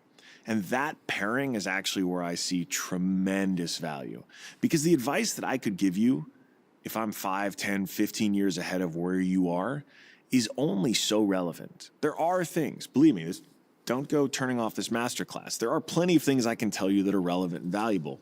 But if you're getting down to the nitty-gritty and the tactics, and you're a CEO at a stage in your business where you're just breaking into heavy growth, you're experiencing real-time problems that only someone who is basically at the same stage with can truly empathize with and truly give you best practices for, because they've just gone through it themselves in this current market, in this current environment where, things change so rapidly.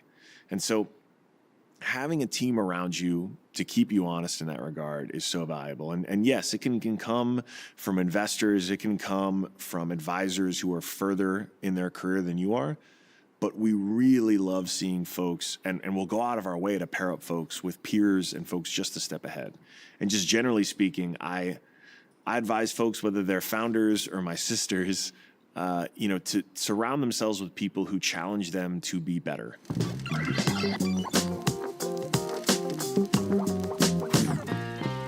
Founding a company with someone really is at that level of intimacy and responsibility, and it's not a decision to make lightly. When you make that decision, you've got to treat it basically like a marriage.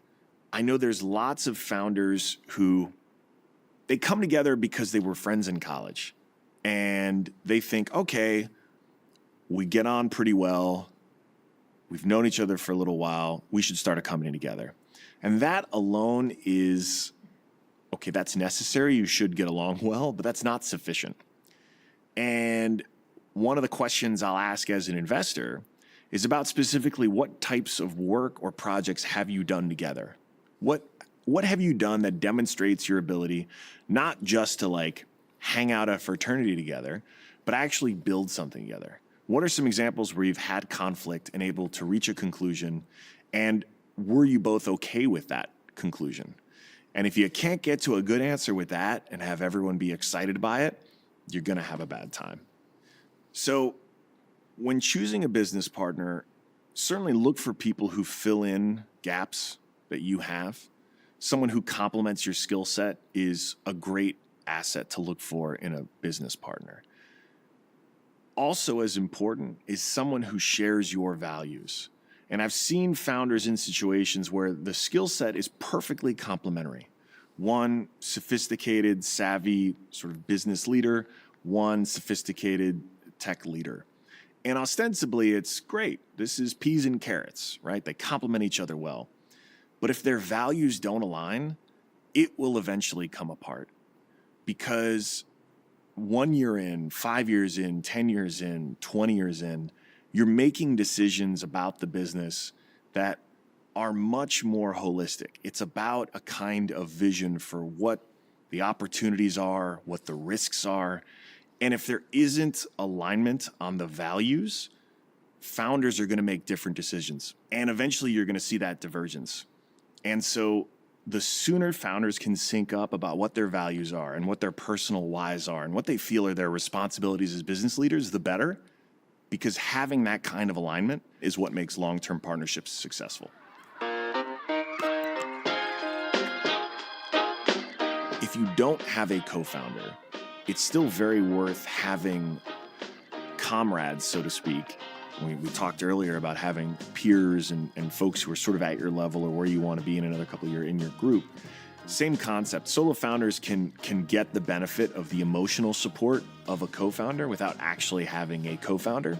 So do the work, draft up what looks like a personal board of advisors, and choose people, 3, 4, 5 of them, who you know will always be there as a source of unvarnished truth, who's looking out for your best interests, and who makes you want to be a better person.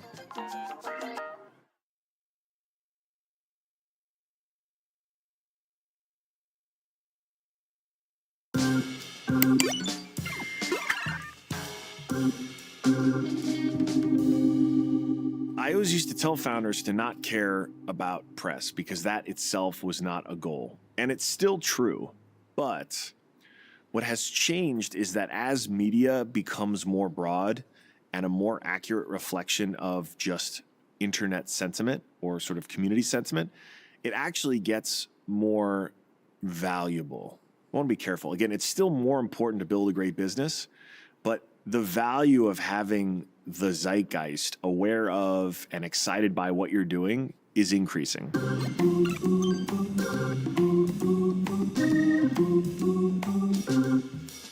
Now, I'm not telling you to spend all of your time on social media, but I'm kind of telling you that. One of the skills that will serve you well is understanding these trends and patterns, the zeitgeist, the spirit of the times online, especially in your industry, because that's going to help you anticipate the kind of messaging you're going to do for your product. It's going to help you understand how to communicate to potential hires. It's going to help you identify opportunities to post a really funny meme that will go viral, that millions of people will see, that'll get them excited about whatever you're doing. This new generation of CEOs, the ones who are just getting started now, they have to live in this.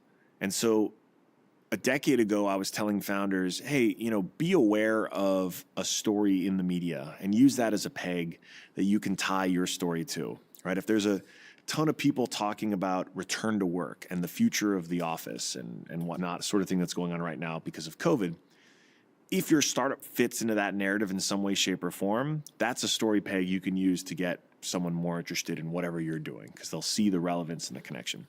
The same thing, though, happens on the internet every day in a cycle that moves so much faster.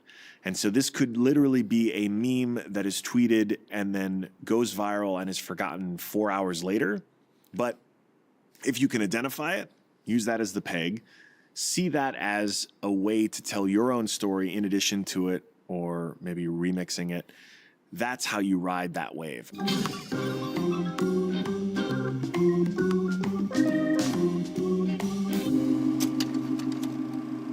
Back in 2009, I was asked to give a TED Talk about the power of the internet, and in particular, social media.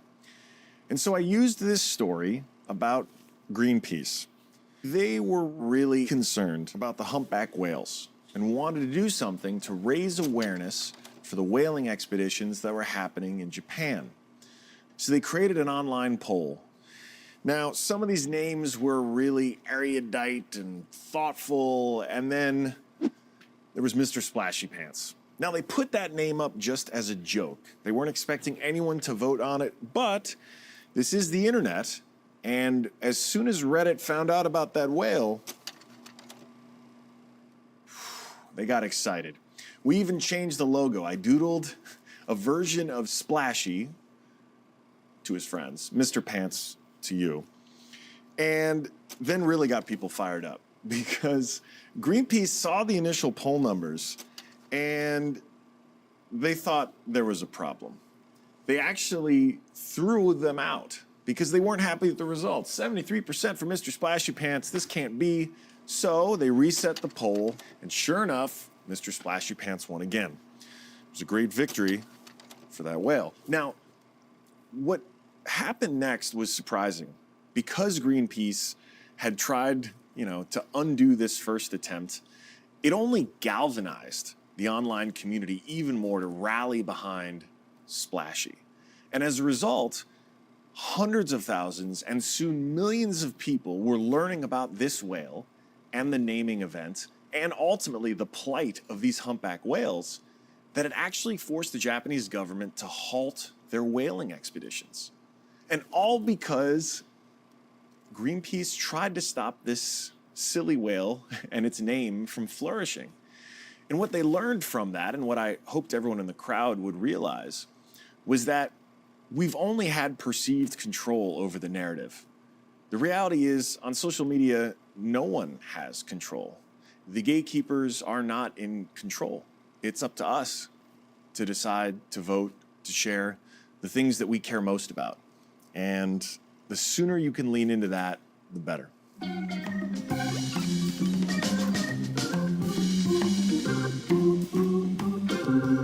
Incumbent press, Wall Street Journal, New York Times, business television, still is important, but with very specific goals. I always tell founders to work backwards from their goal when doing press or any kind of outreach.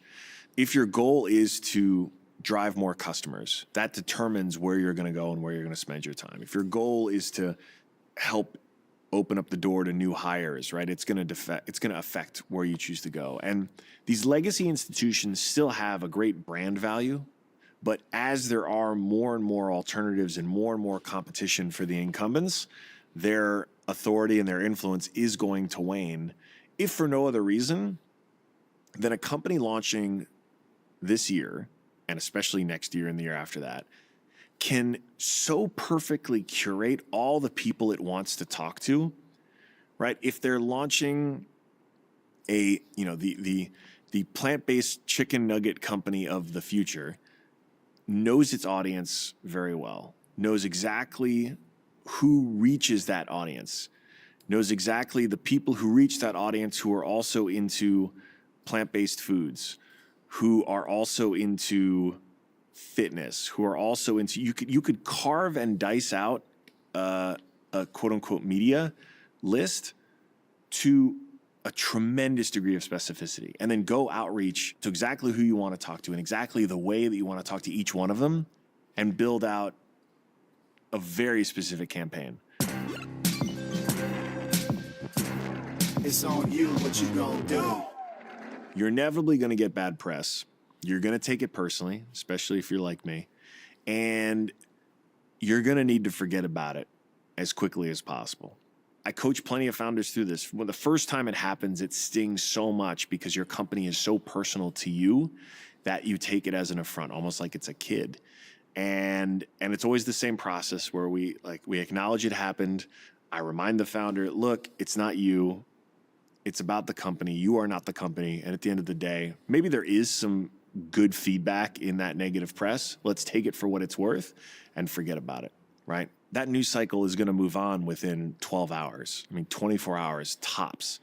And that is the new normal. And that's not slowing down. It's only going to increase as there are more and more sources, as we get more and more fragmented, and as the news cycles just continue to speed up faster and faster. And so the overarching theme that's still very true is build genuine personal relationships with folks, do good work, and talk about it openly. There's a chance to create a new story or a new relationship or new content every minute of every day.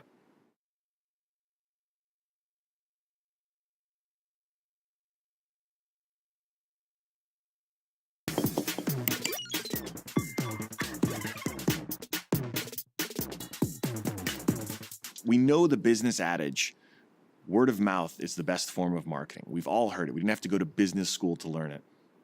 We take it for granted because it's so obvious. And only in the modern era, thanks to the advent of online communities at scale, can we actually see the power of that and track that. Because this was always the case. If I had a nice blacksmith in town who I really liked, I would tell a buddy of mine, hey, you need to go get your sword repaired. You should go to Fred's blacksmith shop, right? Word of mouth was a really compelling form of advertising, and that blacksmith wasn't going to be able to buy an ad in the newspaper because they didn't exist yet, because we didn't have the printing press.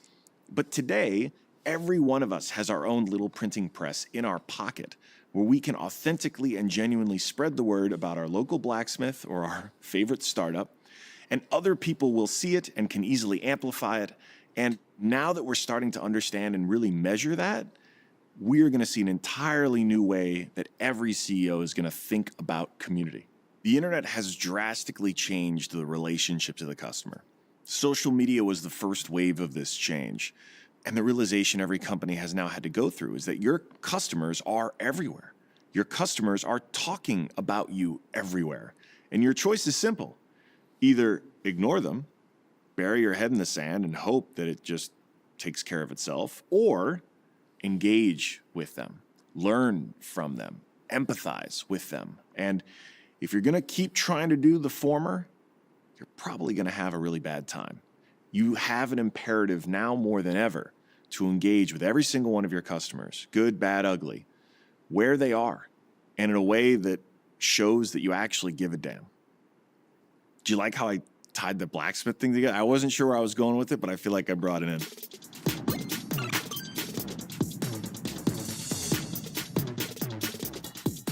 I don't necessarily think every company needs a great logo or a mascot in particular, but they do need some kind of personality or depth. And that's absolutely the case for anything that's consumer facing, but increasingly the case for any business, even a B2B type business that's servicing other businesses, because we are storytellers. As humans, we want to find points of connection and be able to relate to everything in our world, including increasingly even companies and brands that we use and care about. And now that social media is ubiquitous and everyone is fighting for every last bit of attention, more work that you put into humanizing your brand, into humanizing your business, making it more relatable, whether it's you as a founder personally or through some avatar you create, it goes a long way towards creating yet another moat of brand. I used to draw a unique design on the Reddit logo every day, and there's a story behind that. It provided just a tiny bit more connection with my own mom. My mother got sick while I was starting Reddit. She was diagnosed with terminal brain cancer, and that in many ways it's guided my entire life, but especially that period of my life leading Reddit and ultimately selling it, etc. And one of the little joys I gave her and myself really was by, doodling these little stories in the logo of Reddit up in the corner so that every morning she would have something to go look at that was just fun and sometimes a little silly, sometimes a little weird. And we'd have something to talk about that wasn't just the chemo or the treatments. And she came to really look forward to this and would give me ideas for different storylines that we could do. And it was awesome to have this artistic collaboration with my mom during those final years that also, it turns out, entertained millions of people.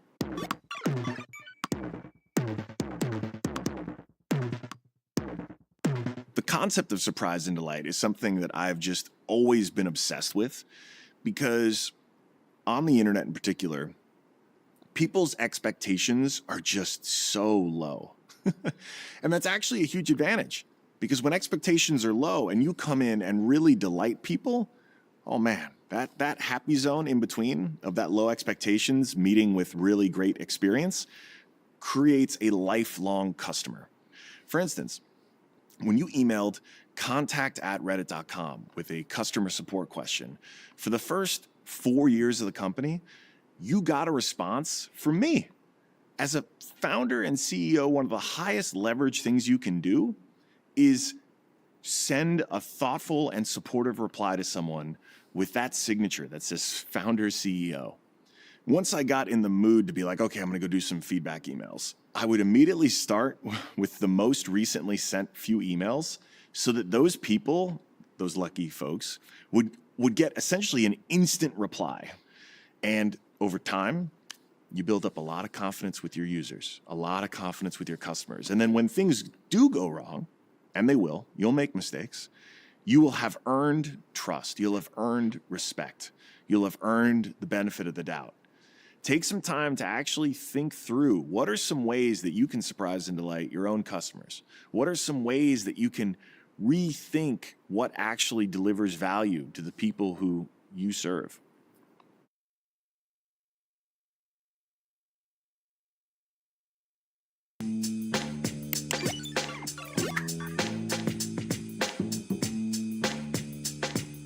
I really hope we end this work-life balance myth, because it has become very clear that there really is no boundary. The reality is these things are one and the same. And it's more about finding a balance between taking care of oneself and then taking care of the everything else. Your biggest asset is you. If you want to be a great entrepreneur, you have to take care of yourself every bit as much as you take care of your business. That's the balance that I'm most interested in trying to create. It's the balance that we're interested in supporting for our founders. I've certainly spoken out on things like hustle porn, which was a term I coined mostly to lampoon this content. You'll find it on social media that really, it lionizes, it exaggerates, it celebrates absurd work. And what I mean by that is, posting about how successful you are by celebrating how hard you are grinding is not something I have ever seen a really successful entrepreneur actually do.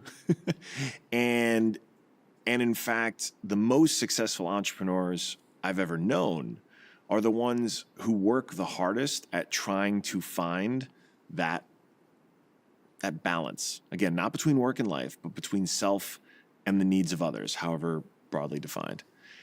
And that is, I think, the challenge for you, because you will not be your best self for others unless you are taking care of yourself, and vice versa.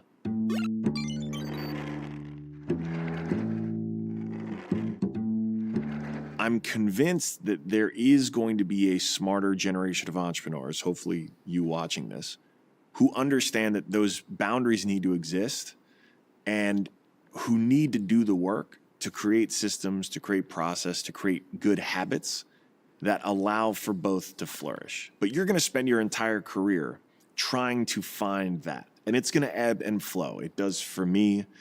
And the most effective tools I've found are probably some of the most basic. Even being able to do an inventory of my calendar week to week, month to month, quarter to quarter helps me understand literally how much time I'm spending with my family, for myself, versus with my team.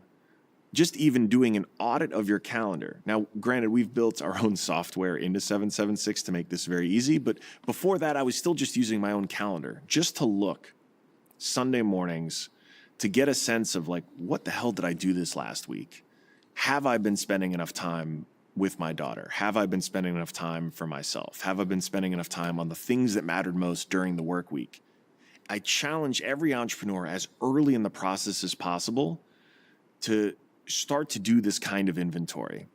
Because even at its most basic level, knowing where you're spending time in your workday is going to make you better as an entrepreneur. It's going to make you better as a person, because that's the only way you find out that you've been spending most of your time this past week on the wrong things or stuck in meetings that are not actually pushing forward your real goals or objectives.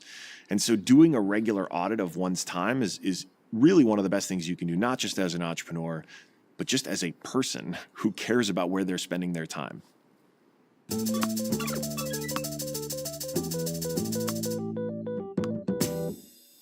So I was 34 years old. Really? Was I 34 years old when I became a dad? Is that right? Can someone fact check that? 2017? Yeah, okay. I was 34 years old when I became a dad. It still feels even weird just saying that. And for the first 34 years of my life, I could be very selfish. I really was only looking out for myself at the end of the day. And even having a partner, getting married, like, just finding and creating a life with an equal partnership was work, and it was growth. But then becoming a dad just is such a humbling experience, because you realize all those things you thought were important just really aren't that important. And it's the first time I was really confronted with the reality that my existence just only matters in the context of supporting this other person's existence. So not just in a sort of gut check of the decisions I was going to make, but also my time. Where's your belly? I've eaten it. I mean, I am even more ruthless about where I want to spend my time. Like right now, I don't even think you're taking this conversation seriously. There are only a handful of countries without a national paid leave policy. Suriname, Papua New Guinea, a few small islands in the Pacific, and the United States. It's pretty embarrassing. One of the first things that we did in the reset at Reddit was brought to me by our VP of People and Culture, Caitlin Holloway. She was the first to say, look, we need to create this paid family leave policy that was, at the time, something that I just thought we needed to have in order to be competitive. And she assured me that, like, yes, this is table stakes now within tech. You have to have a plan. You have to have a generous policy. That's what people want. That's what the best people want. But I didn't think much of it, candidly, until I took advantage of it. And I said, look, I'm going to have a kid. I really want to go through all of this just like I'm another employee here. And then when I took advantage of it and saw it, I changed forever, because I realized, for all the advantages that I had, how vital it was to know that I never had to make a choice between being with my family and my career at a time when the childbirth was really hard on my wife, and having that peace of mind just was invaluable. And I've met so many fathers since who didn't have any kind of paid family leave and literally were at the hospital trying to decide whether or not to stay in the ICU or the NICU and go back to work. And that's, in my opinion, an unconscionable decision that we shouldn't expect any parent to make. We're talking about healthier outcomes for kids and moms. We're talking about an increased loyalty of employees to the firms that offer these services, increased retention. And if we continue to see, which we will, more and more competitiveness for talent, it's going to be even more important for every company to be able to make that case and have that opportunity.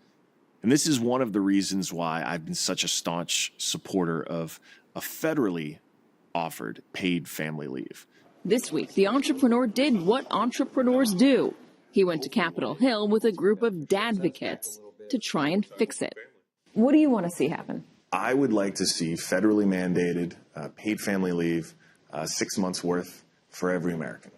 Because I want every small business owner, not just big startups with billion-dollar valuations, I want every small business owner to be able to have this as something for their employees that doesn't come out of their pocket, comes out of mine as a taxpayer and all of yours, because the long-term impact in terms of economic gains, in terms of reduced healthcare costs, in terms of just basic decency about supporting the American family, is so worth it. I'm confident it's not a question of if we get paid family leave for everyone, it's a question of when. And when that happens, even someone just getting started now has something that they know will be making their workforce even stronger, even more secure, and even more effective.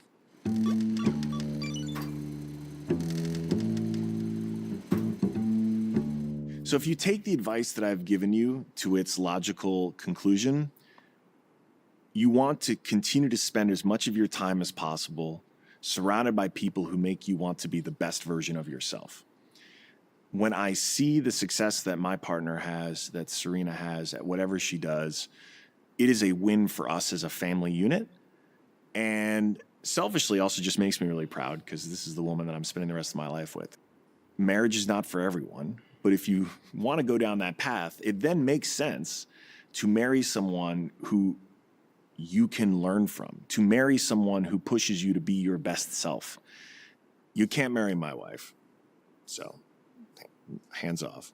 But one of the things that I really admired that I saw early in our relationship, even before the marriage, was when Serena's off the clock, she is off the clock. That is, work is over.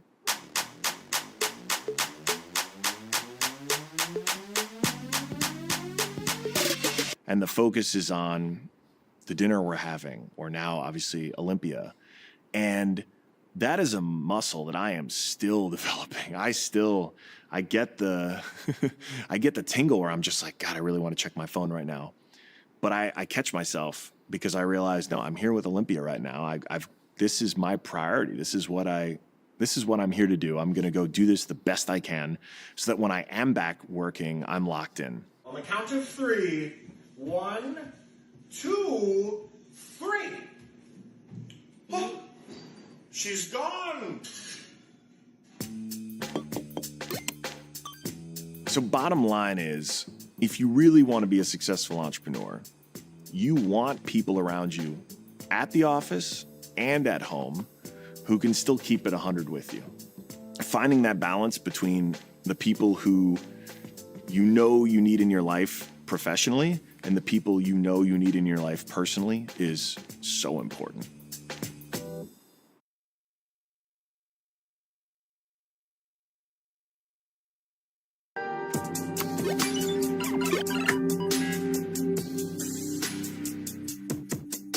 It is definitely possible to build a wildly successful business that is aligned with making the world suck less. And we're seeing more and more industries now. Climate in particular is one that continues to be a place where I'm looking to make big investments, where I know I'm not only going to generate great returns for my investors, but also help unfuck our planet, as my buddy Chris Sacca describes it.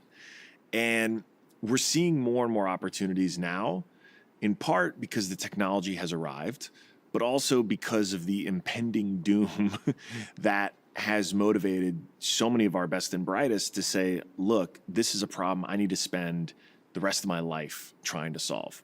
And that's an exciting thing. More and more founders are looking not just at the ultimate business outcome of the companies they're starting, but also the societal outcome. And I actually think this is in a way generational. We have, for the first time ever, a generation, Gen Z, that has grown up on the connected web. They've grown up in the shadows of the platforms that my generation created. They've seen the good and they've seen the bad. And they have a fundamentally different outlook. You shouldn't have to compromise your values in order to be successful. And actually, understanding your values as early as possible isn't just good for future co-founder issues. It's also good because it aligns your company early on. It makes that recruiting process I talked about earlier even more effective, because the people who are thinking about joining, and certainly the ones who do join, are now not just subscribing to the job, they're also subscribing to the values and the mission of what an organization is doing. And I know it's so easy to roll your eyes at this, because I would have when I was like 21 starting out as a CEO, but it matters. It really does. And now more than ever, because all of the leverage has gone to talent. Individuals have all of the power when they come to the negotiation table when deciding whether to take one job or another. And so understanding your values, understanding your why as an organization, and having a North Star, which is as bright as we will help unfuck the planet, is a really great reason to get someone to come and work and give some of their best years to helping support this mission and this cause.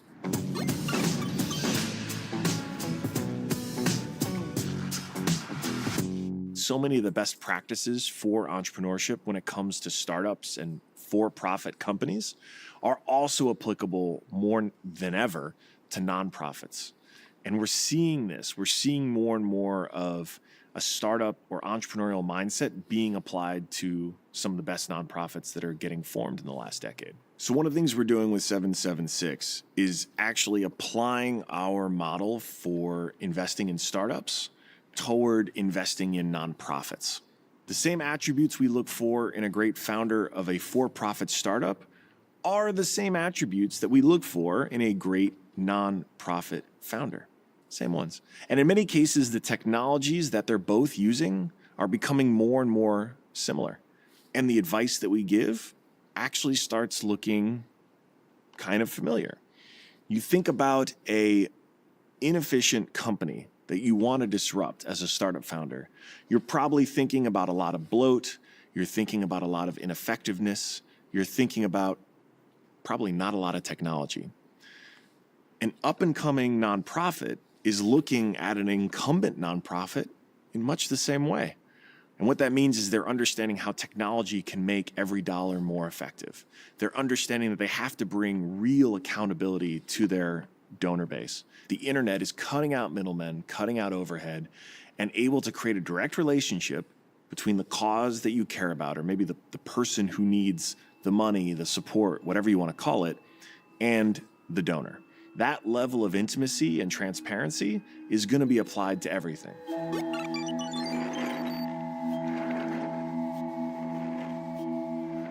One company that's trying to make the world suck a little less is called Drone Seed. We chose to invest in them because the entrepreneurial techniques they're using are the same ones I advocate for. When Drone Seed pitched 776, they had a very clear problem they were working to solve. Our forests are burning.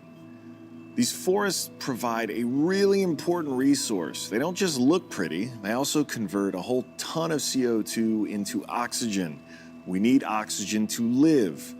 There is a real problem as more and more wildfires are happening, and they are getting worse and worse because they're destroying one of the best chances we have to keep this planet livable. It's a good attention-grabbing problem, right? Currently, the very best ways to reforest a site is remarkably manual. You're talking about people shoving a stick into the ground, doing backbreaking work to plant seeds, oftentimes at really high altitudes or with really steep terrain. It's a horribly inefficient and dangerous way to do really, really important and ultimately valuable work. And so that's the problem set Drone Seed looked at. How can they do a much more efficient, scalable job for this really important task? And they had a clear goal. The key result was straightforward. They could derive the real value of their business by generating carbon capture credits. With 8 million acres planted globally each year and 7 million acres in the US alone lost to wildfire, that is not sustainable. So here you have a clear and present problem with a significant and clearly outlined market opportunity and a clear reason to build a very viable business. Grant showed up with quite a bit of expertise, not just in engineering proprietary drones, but also the software to run those routes, and finally, their own innovative way to do the seed delivery. It lets them do things that humans alone could never do, and in a fraction of the time for a fraction of the cost. And so while it's never a good feeling when forests burn, every time it happens now, this is an opportunity for their business. And when compared to the traditional means of doing it, it's infinitely better.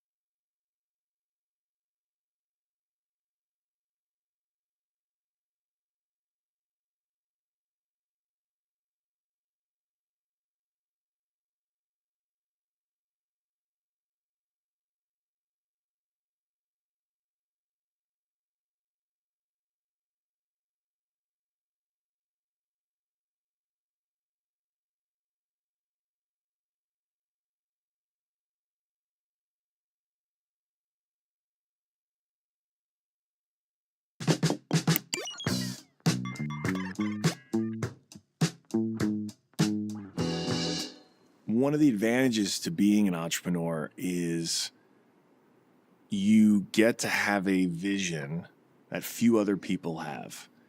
And you will spend years helping other people see that vision. That's getting investors, that's recruiting people, that's scaling the business, growing customers, all those things. And along the way, you're going to see, and maybe not see, adjustments to that trajectory. And you're going to have moments where you know something is right. You know something needs to happen. You can feel it in your bones. But maybe you don't advocate for it as well as you can. Maybe everyone else in the boardroom feels a very different way. Whenever you're confronted with those decisions, you're going to have to do that. You're going to have to do that hard work on yourself to figure out where are you willing to compromise and where are you willing to just sort of relent and where you're not.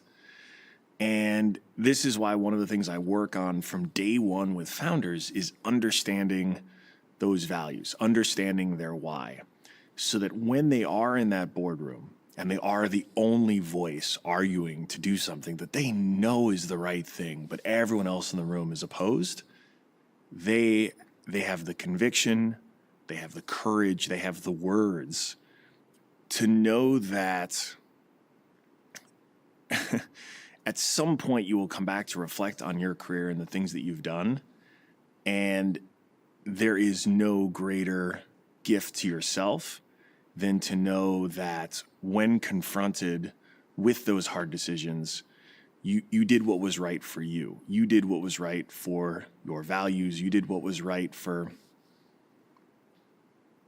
you to be able to tell, your kid or someone you care about that you did the absolute best you could. The sooner you can get comfortable with speaking up and advocating for those things that you believe in that are to your vision, the better off the business is going to be. One of Reddit's co-founders is revealing how he plans to contribute in this fight against racism. ALEXIS OHANIAN is a father of a 2-year-old daughter with his wife, that's Serena Williams. He resigned from Reddit's board of directors on Friday, and he urged the board to replace him with a black candidate. He also promised to donate future gains on his Reddit stock to initiatives that support the black community. A very clear story to tell my daughter when she asked me why, and why maybe I hadn't done it sooner, and why communities existed on that platform that were hateful, and why I hadn't done enough or done anything sooner to that point. And I wanted to be able to say, at least upon reflecting on my decision to ultimately step down, that I had used the power and privilege that I had and used it to hopefully start some dialogues, hopefully start creating some change, to both, symbolically take myself out of a position of privilege in a company that I had created to be replaced by someone who could perhaps better advocate for positions that I wasn't successful in advocating for, to ultimately shine a spotlight on thousands of communities that Redditors themselves, as well as myself, wanted to see removed, especially in the wake of George Floyd, because they were hateful. Couldn't you have, if you'd wanted to, just said we're going to add a black person to the board? Did you have to step down? I think there is something symbolic about someone in my position stepping aside as a way to say, we're not just going to make sure that you have a seat at the table. I'm going to give up my seat so that you can have it. And I hope it makes boardrooms all across the country look around the table and say, who are we serving? Who is our community? A month after I resigned, thousands of hate communities were banned. I was relieved, frankly. I was happy to see the position filled by a black candidate, Michael Seibel, who's a great guy who I've happened to know for a long time. But more importantly, I realized, okay, here is a chance for me to really clearly get right with myself and those future hard questions from my daughter about, what I did and all the things I didn't do and didn't fight for well enough and wasn't able to successfully stop until I resigned. And I just wanted to be sure that everything I did going forward could be fully in lockstep with my values. I felt like I had come to a point in my career where I should be able to author these things. And if I get myself into situations where I can't, I need to know it's time for me to go.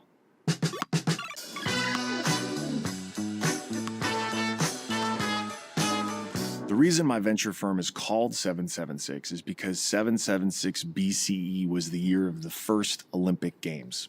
So ancient Greece, they had the greatest athletes from all over the world there. And there's a story, it's a true story, of the very first event. There was a chef. He gets off his shift somewhere near Olympia, Greece. He shows up at the Olympics and competes in the first ever event. It was a foot race, and he wins. It's an amazing story, right? This is the exact thing that legends are made from in sport. And it is a great story, but he was only competing against the athletes the Greeks invited. And those were only Greeks. They were only people from the known world. And worse, women were not even allowed to watch the Olympics back then, let alone participate in them. So here at the start, at the seminal moment of what is arguably the most equitable thing on the planet, right? The Olympics, the Olympic Games, you had this original sin of ignorance. And when I think about my own career in tech, and I think about the success I've had, when I think about the best founders that I've invested in, celebrating all of that kind of feels like celebrating that chef. Because as great as his story is of just showing up at the Olympics and winning the first ever race, he still wasn't the greatest. He was just the greatest who got the invite, who was there on the starting line. And if I think about my purpose and where I want to be spending my time for the rest of my years, it's doing the work to not just invest in the greatest founders, but to really do the work to find and be aware of my own blind spots in doing that and build an organization that can be as resourceful as possible to find greatness wherever it is, so that we're not still celebrating the same Greek cook at the end of the day. And so if you're watching this and wondering, okay, Alexis, how do I get you to invest in my startup? Ultimately, everything I've just told you is the framework. These are the things that we look for. We especially love investing at the early stage. So we're very comfortable in taking a pitch that's as simple as a rough prototype or even a really well-formed memo or deck, right? We're capable of investing when it's just you as a solo founder with an idea. So that's really it. Have a great idea. Start building it. Build your community. Build your minimum viable product. Get it started, and then come pitch me.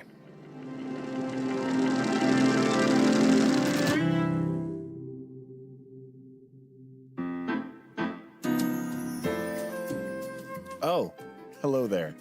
I didn't see you. You good? Okay. All right, so the folks at Masterclass asked me to create a logo for my class. If you've learned anything during this class, it is not really about taming the internet or controlling the internet. As a founder, you want to control, but when confronted with the reality of actually bringing your idea to the market, you realize you can't control it. And so as I'm thinking of what a logo or a mascot or whatever for this would look like, I'm thinking of that famous Japanese artist. What was his name? Hakusai, obviously, who has that fantastic tsunami wave woodblock art. And I got my happy little waves here, maybe a couple happy little bubbles, because it's it's not a tsunami, it's just a big wave. A lot of people love using, and I use it too, the rocket ship metaphor for startups. I actually think this should be more like a surfboard. And the reason for that is because you aren't actually in control of anything. And as much as a founder wants to be the one dictating where a company goes, what it does, you're not. you're at the mercy of the market, you're at the mercy of the timing, you're at the mercy of so many other things. And the sooner that you realize that you need to focus on the things that are within your control and solve those problems, and then ignore the things that aren't in your control, or at least learn from them and then don't try to change them, the better off you'll be. Build that surfboard as you go. Attract the very best people you can to get on that surfboard with you. And good luck. We need more people out there willing to jump on that wave and create something a little better for all of us.